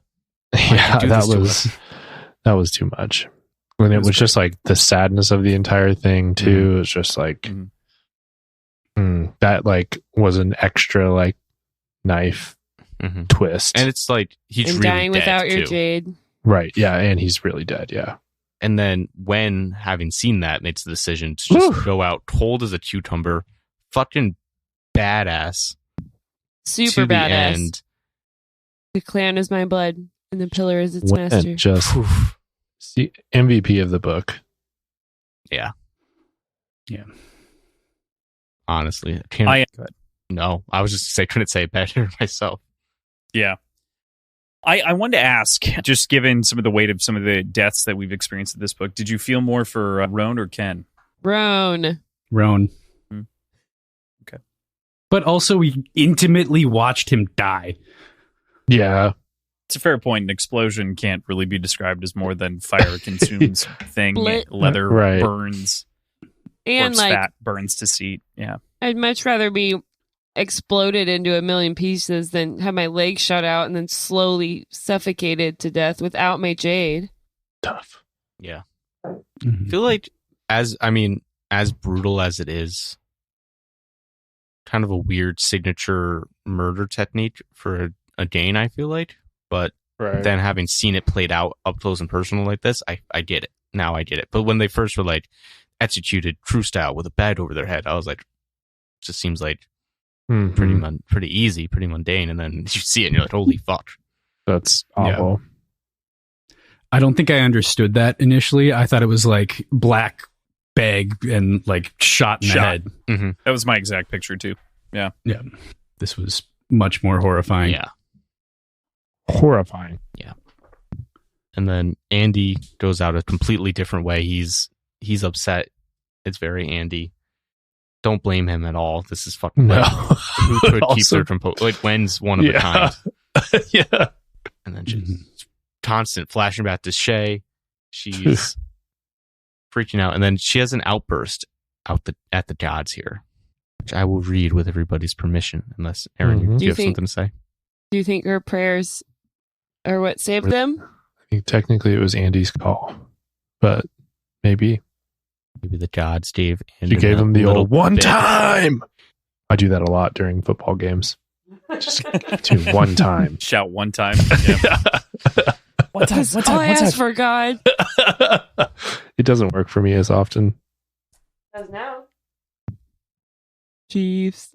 That's true. Guys, it was only 2 Super Bowls in 4 years. It's tough. But I will read the quote now. Yato, father. I said that weird. Yato. Yato, father of all, Genshu, old uncle, gods in heaven, please hear me. My cousin Emery Andon was adopted into our family and raised as my youngest brother. He could have been a powerful greenbone, but he refuses to wear jade because he didn't want a life of killing and madness. My sister-in-law, Call Mate Wen, is a stone eye, but she's never let that stop her. She's risked her life in her marriage for the clan, and she's the mother of 3 children who need her. Indon and Wen are green in the soul, and now they're in danger in Hispania because I put them both there. Please protect them and bring them home safely. The silence that followed her words was so absolute that her growing panic spiked into anger. Why are you always so cruel? She demanded in a harsh whisper. Every week I come to you on my knees. If you even exist, then help us. We're not a family that can claim to adhere to the divine virtues all the time, but who can? Who in our position could stand a chance? Please, I'm begging you. Don't punish Wen and Andon for anything my brother or I have done in the past. Shay felt her hands trembling against her thighs. On my honor, my life, and my Jade, I'm begging you. This prayer, I'm sure there are examples of it that like go against this claim that I'm making, but I've never experienced a prayer that felt so much like a petition to like in a king or something like that. Like really in-depth explaining who each person is. I thought that was kind of funny. I was like, they're gods. They probably know, right? Right. That's what I was thinking. Like, father these of all. gods aren't paying attention. I liked that.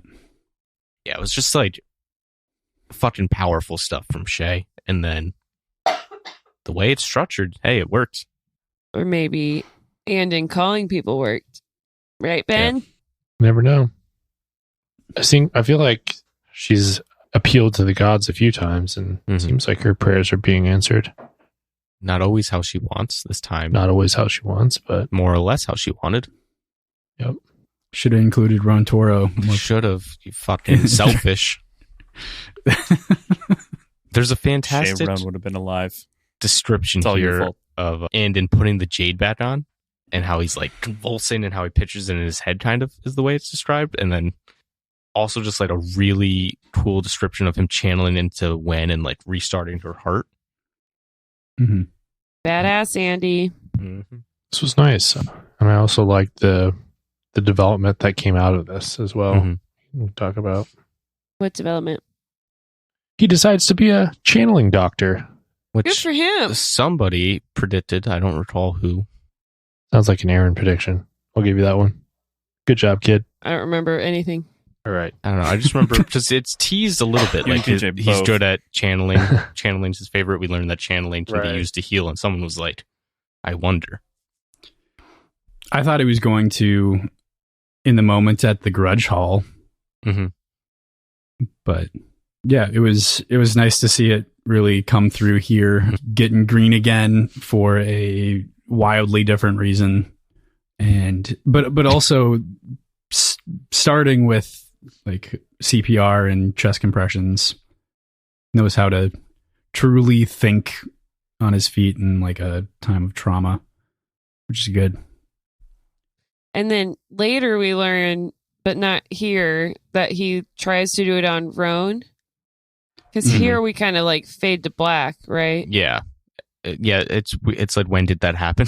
Because he saves Wen and then takes the gloves off, it seems like.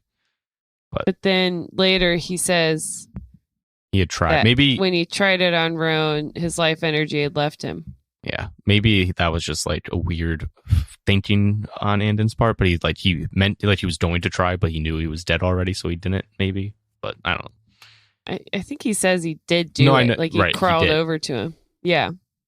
But in this Here he chapter, doesn't do that. it doesn't mention it at all. Mm-hmm. Yeah, it's weird. My last note was that this dude, Andon, just fucking amazing. And I thought, PJ, like you touched on just now, he puts on Jade for a radically different reason than the first time he puts on this crazy amount of Jade.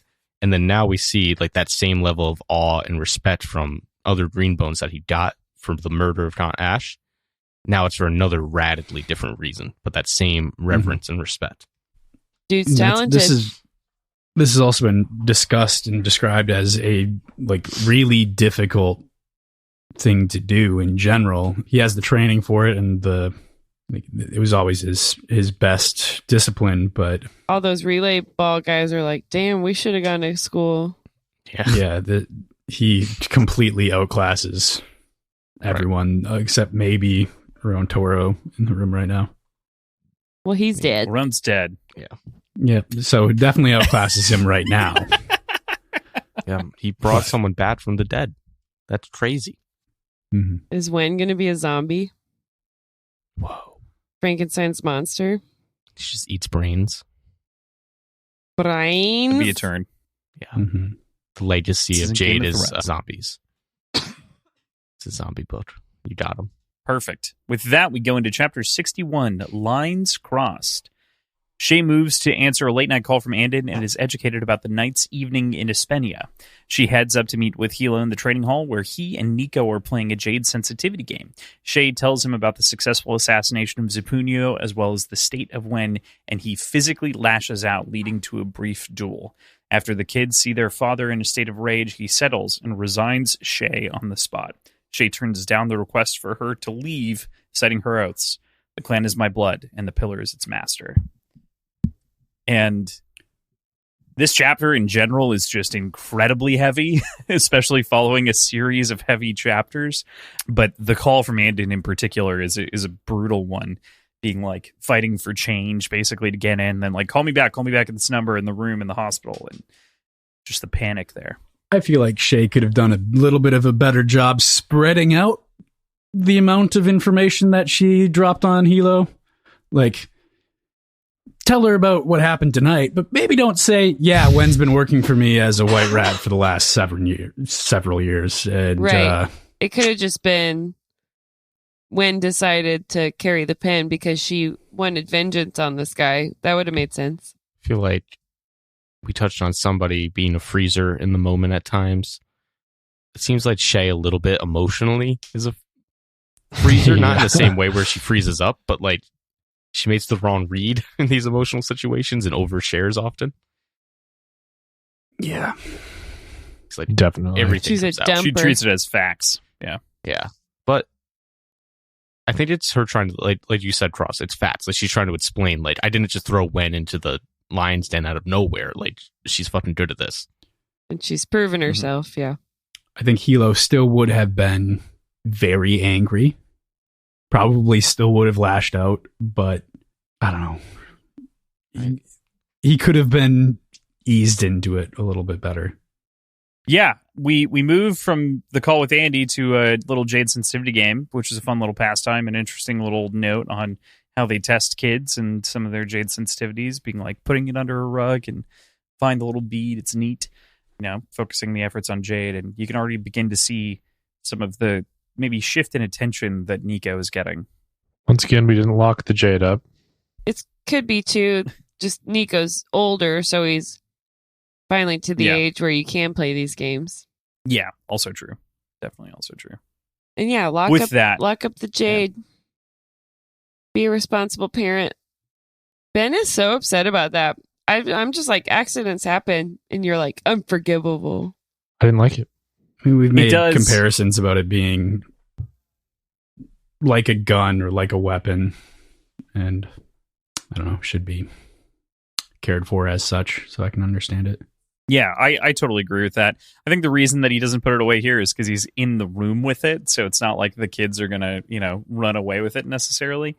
But still, given the circumstances, and as though he could predict what's about to happen, right? That's the other side of like this right now in this immediate moment, which is also why you should always take care of stuff like that ahead of time, just in case something goes awry.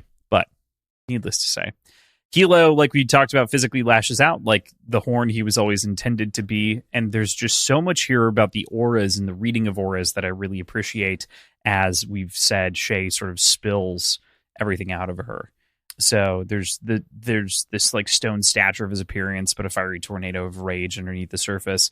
To quote, what she remembered later was the contrast, the way Hilo's face grew wooden, as if each muscle was locking into place, while his aura built in heat and intensity, beginning to roil and heave, bubble and smoke, and burn, as if he were subsuming his brother's physical energy, turning him into a statue, even as he swelled in her perception to a bonfire.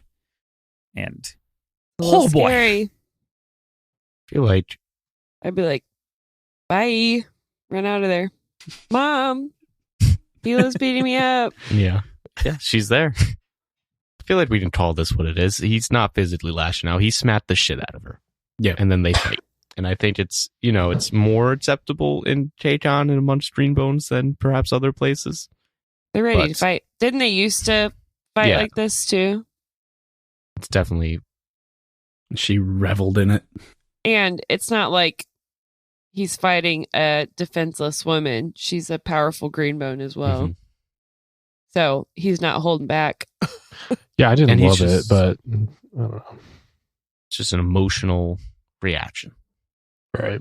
Go punch some drywall, Hilo. Jeez. Yes. Right.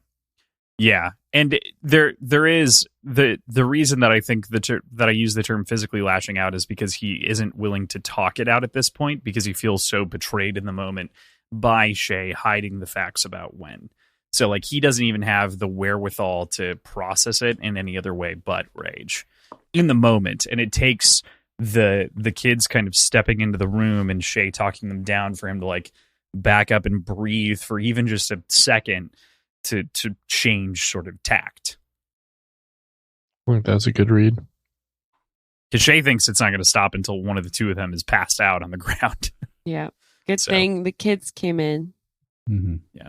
They ask the question of course, what's going on in the moment, and Shay responds with the effectual, we're just practicing.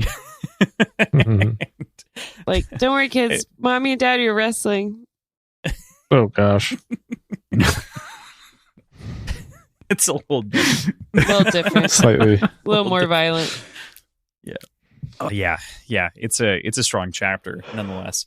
There are literally so many incredible quotes over the course of the chapter, especially as she is basically put up on offer for being asked to resign and sort of tell the big lie and how much of a betrayal this all is.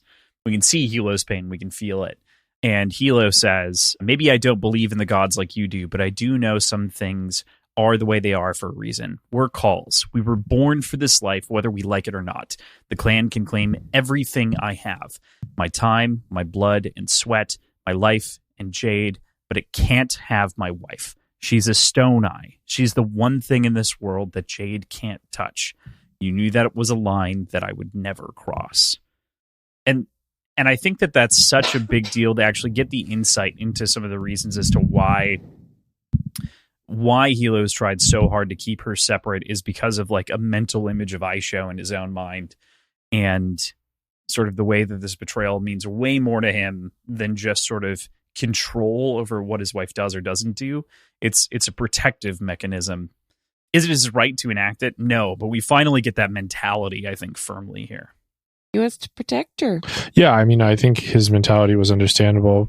I really appreciated Shay's response, though, and just like explaining like how much this was Wen's decision. This is who she is and what she wanted, and how Hilo kind of, because of that mentality, had blinded himself to some of that aspect of her personality. Mm-hmm.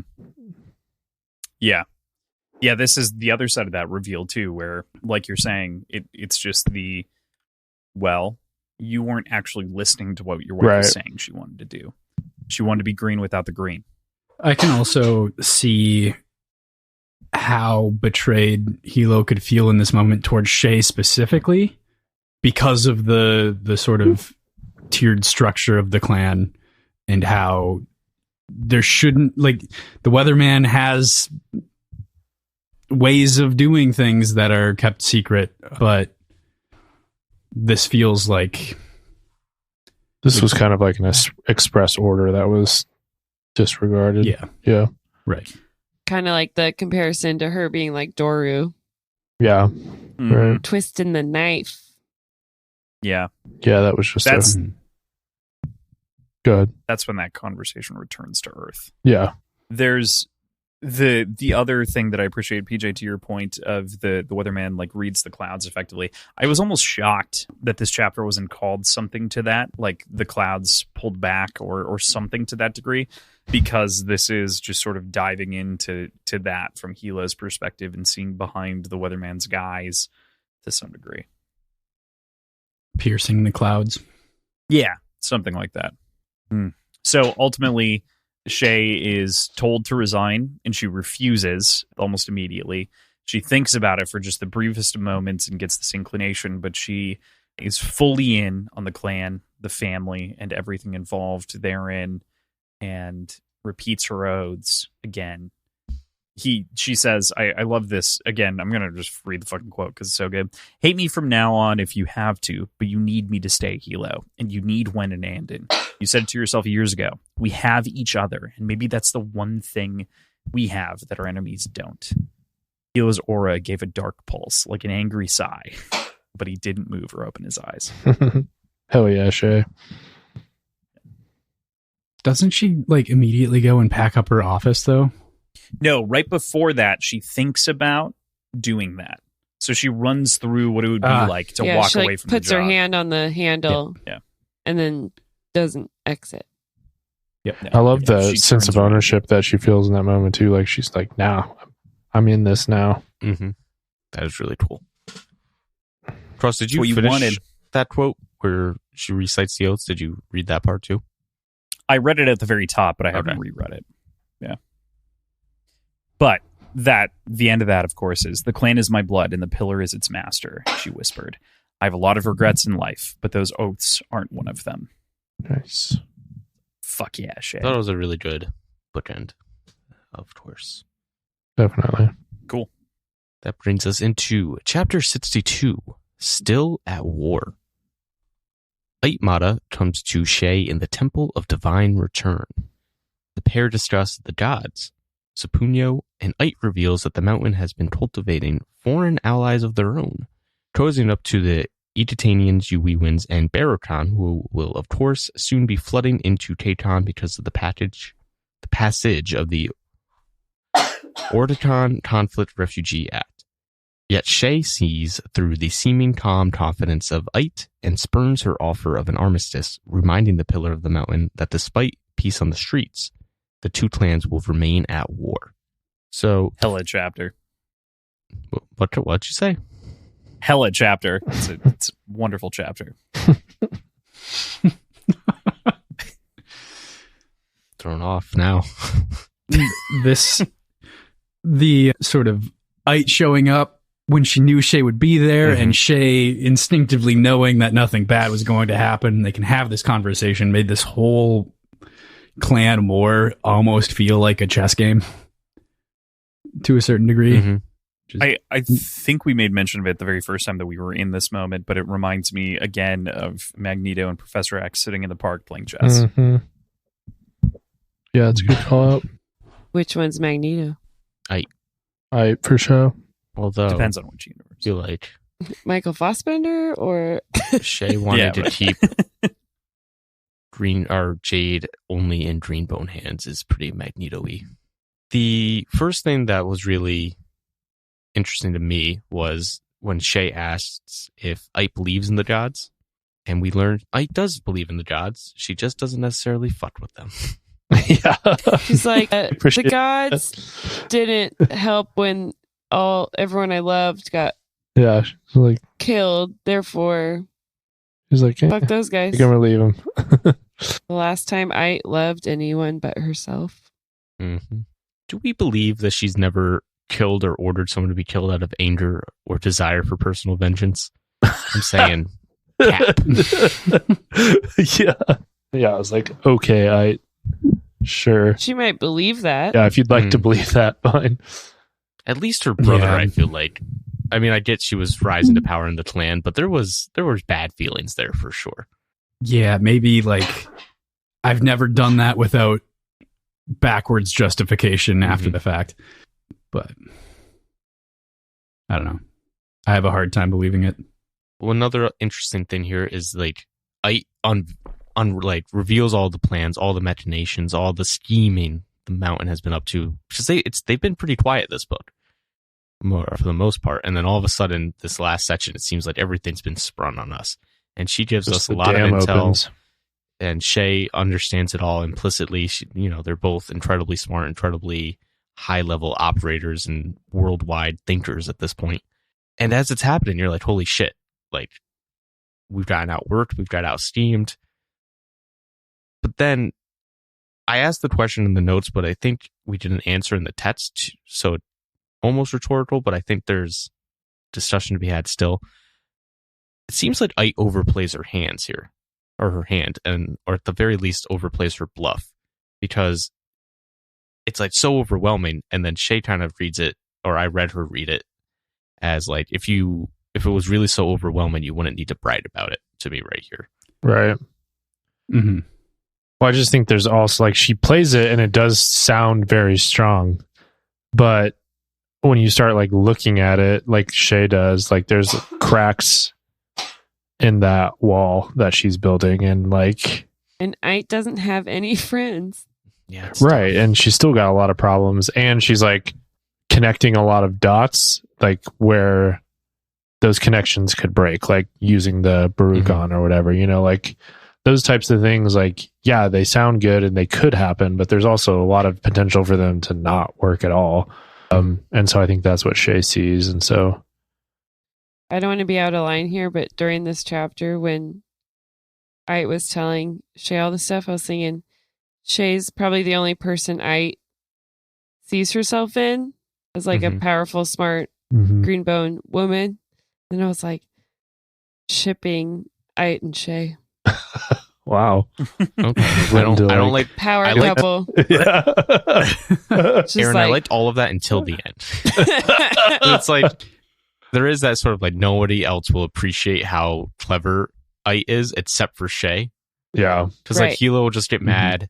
Now Sue probably doesn't give a fuck. Iwi is basically just like a stand-in for Ite. Yeah. So it's like, who's going to appreciate how nice this is? Oh, my mortal enemy. Sick. Right. Keep your enemies close. Yeah, it does seem like there's a couple things there. She's wanting to like show off their power and see if she can get them to sue for peace or whatever. And then she also just wants to show somebody, be like, can somebody fucking appreciate all this great shit that I'm doing? Been doing a lot of great scheming. And I think that's why Shay like empathizes or feels pity for her in that moment. She's kind of like, yeah, this is kind of sad. Like she really doesn't have anyone. Right. Yeah. And she lets the grudging respect show and then is like, yeah, feel bad for her. Yeah. It's tough. It's My also initial assumption was that this was like a last ditch effort for a merger. Like, despite everything, here's what you're going up against. Let's just call it off and like merge the clans. I don't remember if she brought that up explicitly or if I just assumed it. And I only got a chance to read this once because we recorded so quickly. I don't think she brings up a merger. I think that's But it does seem with. like there's some subtext of peace on the whole, and it does feel like it's not quite that, but yeah. She's like, I'm tired of whispering your brother's name. No one's fucking listening to me. Well, no one's pulled it off. No one can fucking do it. Yeah. Yeah, she's probably like when Hilo's like, why is Ite so fucking hard to kill? You can imagine her saying that, or hissing it at least. She probably doesn't scream it like he does, but to the merger point, she does raise the parallels between Aspenia and Egerton and now this Cold War, which I don't think she says Cold War, but Cold War going on. And she's like, they wasted all this time and effort just at the inevitable point. We can skip that. Let's just have an armistice. Like, we know that's what's going to happen. We're too powerful to kill each other now. Like, why do we have to pretend that we could kill each other? Let's just skip to the end. Let's skip to the good part. Yep. True. So it's like a merger and all but name kind of, because I feel like Ite sees it as the mountain's so powerful, they can just dominate no peak if there's no threat of scheming and being overwhelmed by trickery. All right. So my last thing is just how the chapter ends. Start a sweet quote by Shay, unless anyone has anything before this. Okay. Shay straightened and said to her enemy, everything you say is true. We have more at stake now. It's in everyone's best interest for our clans to keep the peace, but we will never be at peace. You'll pursue your ruthless agenda and my clan will pursue ours. Make no mistake, we're still at war in a different way. She stood up, feeling the stiffness in her back unclench. I have to pick up my nephews from swim class. If you'll excuse me, Aichen, my family needs me. Just like, boom. Burn. I have a Goosebumps family. walk away. And you don't have a fucked. family. I know that was You childless bitch. another cut to the ear. Cut the rest of it off. I thought that this could have been like a perfect end to this book. I did too. But Not without your boy Barrow. It's fucking. There's two times in this book I was like the Adam Sandler meme. Well, actually, 2 times in this section where it's just like, oh, this fucking guy. One's Denny Reams and Carson Sunter, one with Barrow at the end. I was surprised that we were given a whole chapter of Andon and Hilo after this. I would have liked those chapters flipped. Yeah. Mm-hmm. I agree. Yeah, I think that it kind of speaks to the theme of the book to put them in this order versus the other order, given kind of the focus on Andon and sort of the foreign influence. But I totally agree with you. You honestly, you could have also ended with 61 and gone out on like a dark note into the epilogue with like Shay agreeing, kind of in the end, and leave it a little bit of a darker, quieter tone. We get a little bit more resolution from these 2 chapters. But yeah, I think you need to hit chapter 63 last because it's like the more upbeat, and then you're like, but guess what? This fucking guy Barrow's out here, and there's other stuff going on, and it's sketchy. So you can't be like dark, dark, dark, dark. You need a little something. No, middle books can end in depressing ways, and have in many of the series that we've read. Yeah, but the epilogue doesn't hit that much. I feel like you need like the little glimmer of something, and then the epilogue hits harder. That's just my take in this specific situation. Shay's end note is a good note, though. You know what I mean? Mm-hmm. Yeah. Good for Shay. So that's what I'm saying. Yeah, good for Shay. But yeah, I do understand what you're saying. Give a little bit of glimmer and then bring it back down. With that, our final chapter of the week before, of course, the little epilogue that we've already poked at. Chapter 63, Home at Last. Andon finally returns home after 3.5 years abroad. He runs into Lot Jin on his way home as well, and they share kind of a quick update, and he kind of analyzes him, which is interesting. When he finally makes his way to Hilo, we are given an understanding of the situation with Wen. Andon is accepted fully back into the family and charts a new goal. He's going to pick up Jade again, but as a doctor, as something else for the clan. Dr. Andon. Dr. Andon. Hey, Corey, you're a lawyer. I'm a doctor. Power couple. I know how to channel. I don't know. Channel that. Made the bits about sex with Jade. Sorry. Yeah. If he can so deftly manipulate someone's heart with channeling, what do you think he can do to a dick? Sorry, Thomas's mom. Has she stopped listening at this point? It's too long. She gave up. The episodes are too long for her. That's good. Once you get like 2 behind, it's just like you're looking at 9 hours to catch up, and then it's like, whatever. So That's what happened. I thought there was a lot of richness to the scenery here of Andon, like coming back. People openly wearing Jade, like it's an honest town. Kind of being culture shocked in reverse. The lanterns and doorways again. The sights and smells, Aaron, that you highlighted to begin with, that he was yearning for, kind of come back in full blast. The heat in general versus the sort of Spenian cold. Yeah. Cinematic. Yeah. It makes for a wonderful closing vista, at the very least, to set up and end through. And that's excellent. One more wide panning shot before we close. So I love that, obviously, as we know, Andon's reaction to Jade was much less severe this time as far as his own recollection goes, despite it being a similar amount of Jade, potentially, that he threw on himself, quickly being Jadeless prior. So there's a little bit of kind of a flash there of maybe it is something else. Maybe time has healed that wound. Maybe it's the intent that he's coming into it with. There's kind of a larger question posed there. Yeah. Intention, I'm sure, is a big part of it. Mindset in general. Was it the same amount of Jade? Because, Hilo has so much Jade. They say it was a similar amount of power flowing through him. Okay. And we do learn throughout this book that, Jade hits a point where it's just small increments and it no longer really matters with Shay's duel, right? With her taking off the Jade, but diminishing returns. Yeah. That's some good stitch work in those gloves. Mm-hmm. If they got that much in there. Yeah. We also get a final flash to the last conversation that he has with Corey at the funeral for Round Toro. What do we think of that end for the pair of them, the conversation that they exchange? Not a great place to reconcile Yeah. at your basically Corey's uncle's funeral. And like also kind of Andon's big brother in the city, because he was like looking after him constantly in a big way. I would say similarly, probably more akin to an uncle, but less time. I think Corey needs a little more time. I felt like this scene didn't have to be here. I don't know what it accomplished. Disagree. It's a big deal. I like this scene quite a bit, and there's a quote as to why. And so it's when they're talking, Andon tries to apologize in person. When you said you were busy with clan things, you didn't mention it might get you killed. Corey looked unusually somber in a black suit and tie, his eyes fixed on Roan's casket. He rubbed a hand over his face and turned to Andon slowly. My da always says you're green in the soul, as if though that's a good thing to be. It's not, Crumb. And I just thought that hit.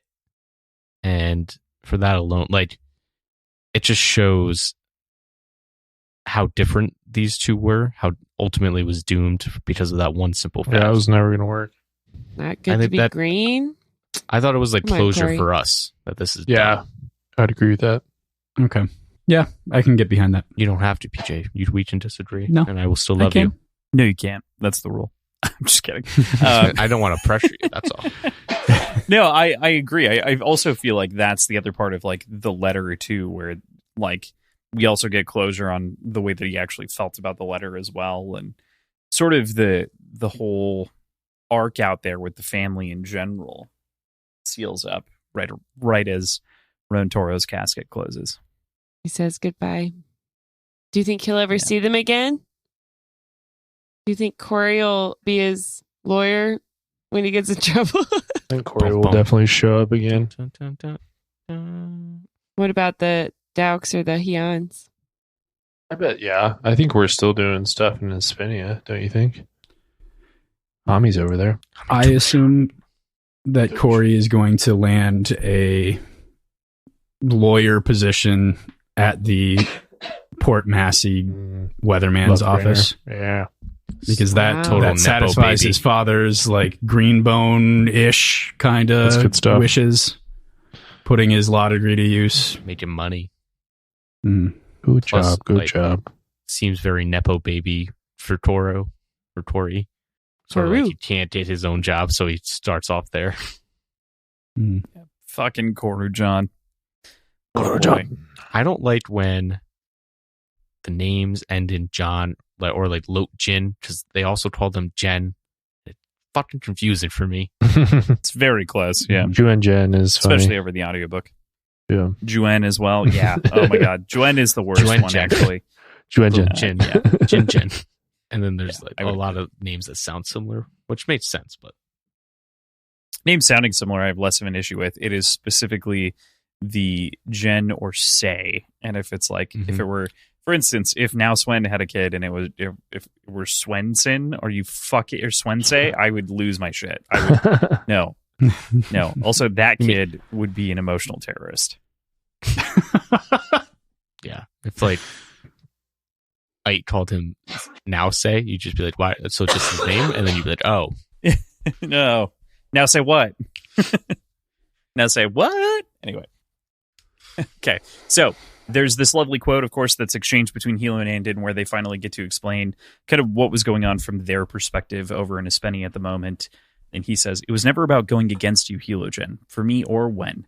I know what it's like to not be the person your family expects you to be, and how hard it is to act for yourself after that." He cleared his throat. His voice had gone scratchy. "It's not your forgiveness we need, just your understanding." And that's Boom. actually such a wonderful way to phrase it, an apology, and shows the growth that he's experienced over years and the way that he's truly changed. I absolutely love this from Andon. I hope Hilo really heard this. Banger quote. Yeah. Dropping knowledge.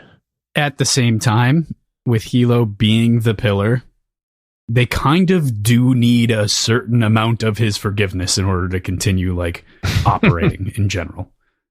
Also true. Not to the degree that he's talking about, and I get that, but Yeah. they need to mend some feelings. Yeah. I think that this is about like specifically denying the Jade or, going behind the back, right? And so Andin in particular has mended that bridge pretty significantly, but I think he's trying to make the case for Wen already. Like, he's trying to make that being like, it's not about offending you, man. That's not the point. And it's not like I don't know. For me, I see this very similar to friends that I've talked about when they were coming out to their parents. It's like, I don't need you to agree with it or whatever, but I just need you to understand. And it feels like it shares a lot of kind of root feeling with that. For sure. Mm-hmm. I think, but you're right. There is some legalese there. it seems to me. I think that Sorry. it's important that he says it's never about going against you, because I think Hilo always thinks like the world's against him and no one listens to him. So I think that's also a very important part of it. Like, we're with you, Hilo. Mm-hmm. Be on our side. It's supposed to be reaffirming. Yeah. We just maybe aren't what you expect us to be. Yeah. Totally. It does seem like Hilo, at least in this moment, who knows if he'll remember it in a day, but it does seem like it hits him now, at least because, he takes a beat, doesn't respond to it really, but he says, "You have to move back home, Andy. I've missed you." So I feel like that's him kind of being like, a different Hilo would have blown up at that and been angry, but this one can accept it, and that's his way of doing so, because everything's so personal to him. Hilo's been beaten down into a nice guy. He's growing. Circumstances of the world. Mm-hmm. I think if you can say anything about this book, it's taught Hilo the importance of his family over the value immediately. And clan is family for Hilo, but also that there is something about that close blood family. And it's kind of the merging of the two and an understanding of they're different and I should value them differently. Definitely. Yeah. There's also this lovely declaration that Andin can be something new and that he's found that he can pick up Jade and wear it again as a healer and that he plans on going to school. There's even this little like note where he's like, I'm excited to like go or whatever. And I wouldn't ask the clan to pay for my tuition. And then Hilo gets his like little half-cocked smile and is like, "You think I care about school fees, dude?" It's just like a fun, like, bro, fun note. I'm rich. Yeah. I'll pay for your stupid school as long as you put on Jade. Hitler. I'll buy the fucking school. Probably already owns the school. He could. Probably true. But the line that follows that is, "You haven't changed as much as you think you have, Andy." And I just imagine him like ruffling his hair right afterwards. It feels like that moment of them coming in together. And the novel ends proper here before the epilogue with the kids coming out and meeting Uncle Andy for the first time and Hilo explaining, this is the guy I've been telling you about for all this time. And man, if that isn't an adorable and incredible way to end this book. And that's why I think it's structured this way. I love it. We're beaten, yes. we're beaten. And then the shade thing's nice. And then this, it's like, oh, this is heartwarming. Everything's dark, but like, Uncle it's going to be Andin's okay. back. Everything's going to be okay. Yeah. Heartwarming, and then here's your piece of shit. Yeah, and then even the epilogue even starts off, which that's where we are now, people, in case you're trying to tell we're at the epilogue. You're kind of like, Barrow's come to the right place. Is Barrow a good guy now? We're like, Barrow's on the come up, right? He has a job at the Twice Lucky. He's been there for a year. He's overcome his Jade fever, and he seems to be getting a new apartment soon. Everything's looking up for our guy. Unfortunately, as we're learning these things about him, he's going to a meeting of a group seeking to bring down the clans and redistribute Jade to the masses. He got hired at the Double. That's what the name's Double, Twice Lucky. Twice Lucky. Yeah. Similar, but thank you for that. It's funny that he got hired at the Double, considering what went down there. Mm-hmm. In all contexts. Pretty great. It's just, I don't know. And he insulted Iton, and Iton's like, I see something in the kid. I'll turn his life around. And you see, like, him calling him Iton Jen is such a, like, you're like, oh shit, Barrow has learned something. He seems to be on the right path. And then, nope. At first I thought, is he like gonna help out the clan now? But nope. Back to his old shit. So it's like those guys handing out flowers, or those guys handing out flyers. Actually works. Apparently. This is different than his same shit, though, because this isn't selfishness. This is, I mean, it's rage against the clans. Yeah. It's revolution. Yeah. But seemingly it's for what he perceives as what's best for the city or country or whatever.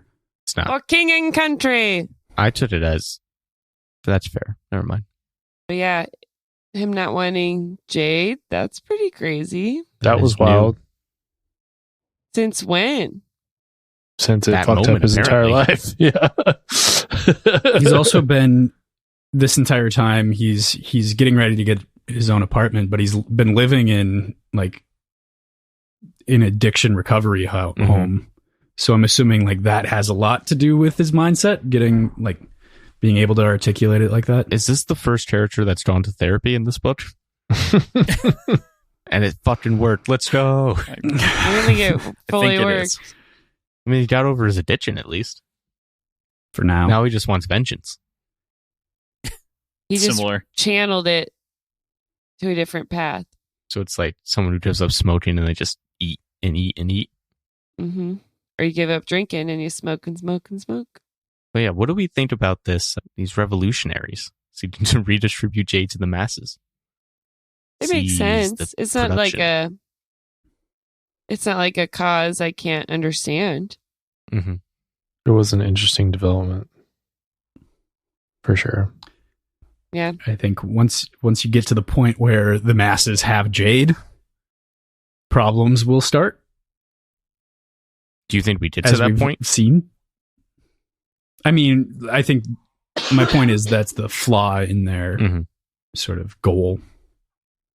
It sort of fits Who knows? in nicely with how Shay responds to Aitmada's plan with the Barutan. And it's like, we can have all these fake green bones in here, but it's going to make Tayton unrecognizable. And it's the same thing here. That's their goal.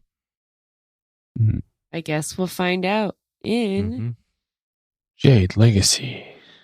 by Fondly. Ba-da-ba-ba-ba-ba. Bow-bow-bow-bow. All right. So some closing thoughts on the novel on the whole. Obviously, we're going to talk wrap up next week per kind of expectations. But of course, always ever curious.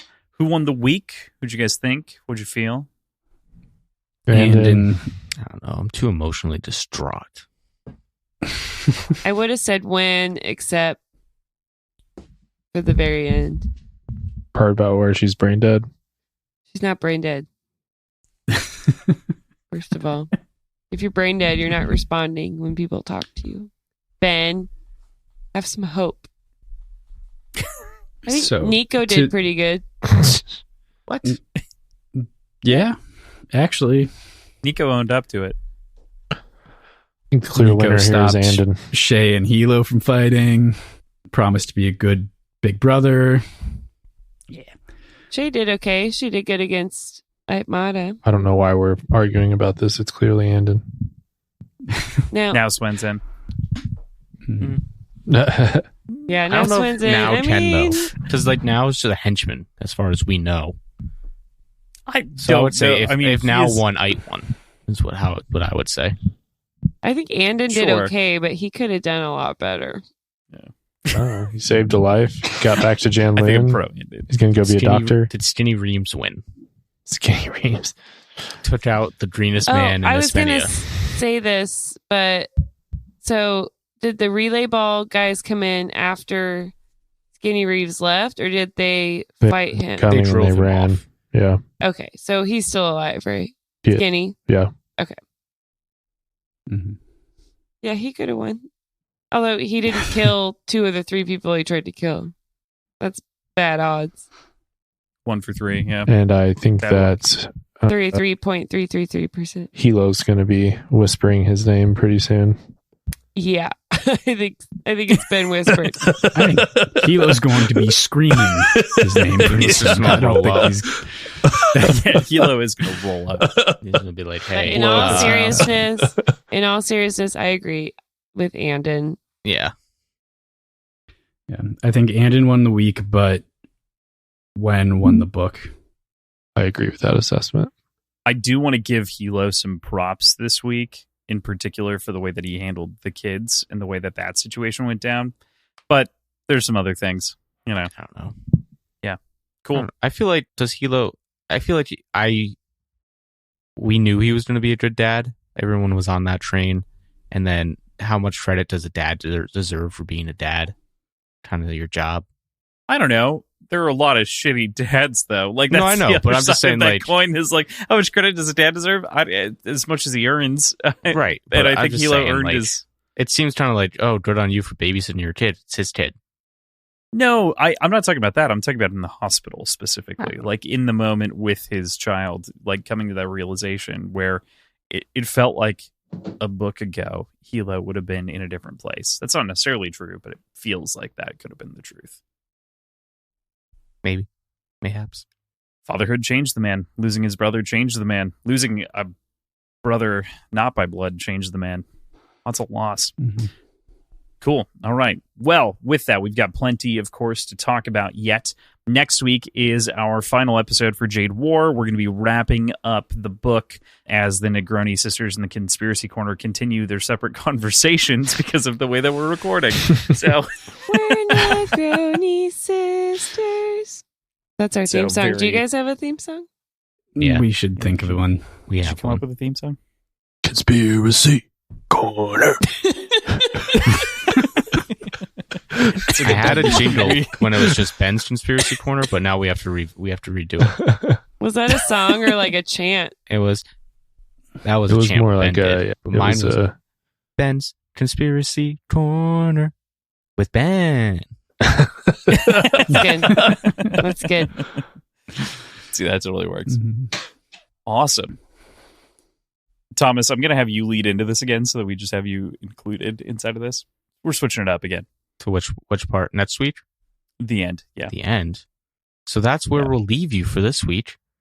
Thank you to the beautiful, the wise, the wonderful producers of Atomic Pylon Media and Words and Whiskey. Tim, you're wonderful. Andrew, you're stellar. You're spectacular. And you know what they do? I don't. So PJ will have to take it from here.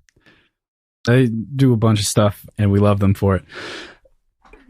One of those things is just making sure that all of our shit sounds good and is like audible, and that you can download it in any meaningful way. Good work. Back end shit. Check out the show notes. You can find all the normal stuff there. I don't know, social media stuff, links to things. Buy a t-shirt, Naturally. join the Patreon. We also want to take a second today to thank our new mixologist, Shine. We're excited to have you in the Discord, amigo, and supporting the show. So super excited to have you for all of our live events and everything that we got going on there. Big fan of other lightning than that- bolts. Enjoy that about him. Yeah, lightning bolts everywhere. The lightning react is definitely properly used inside of the Discord now. It was not utilized before. Now we're there.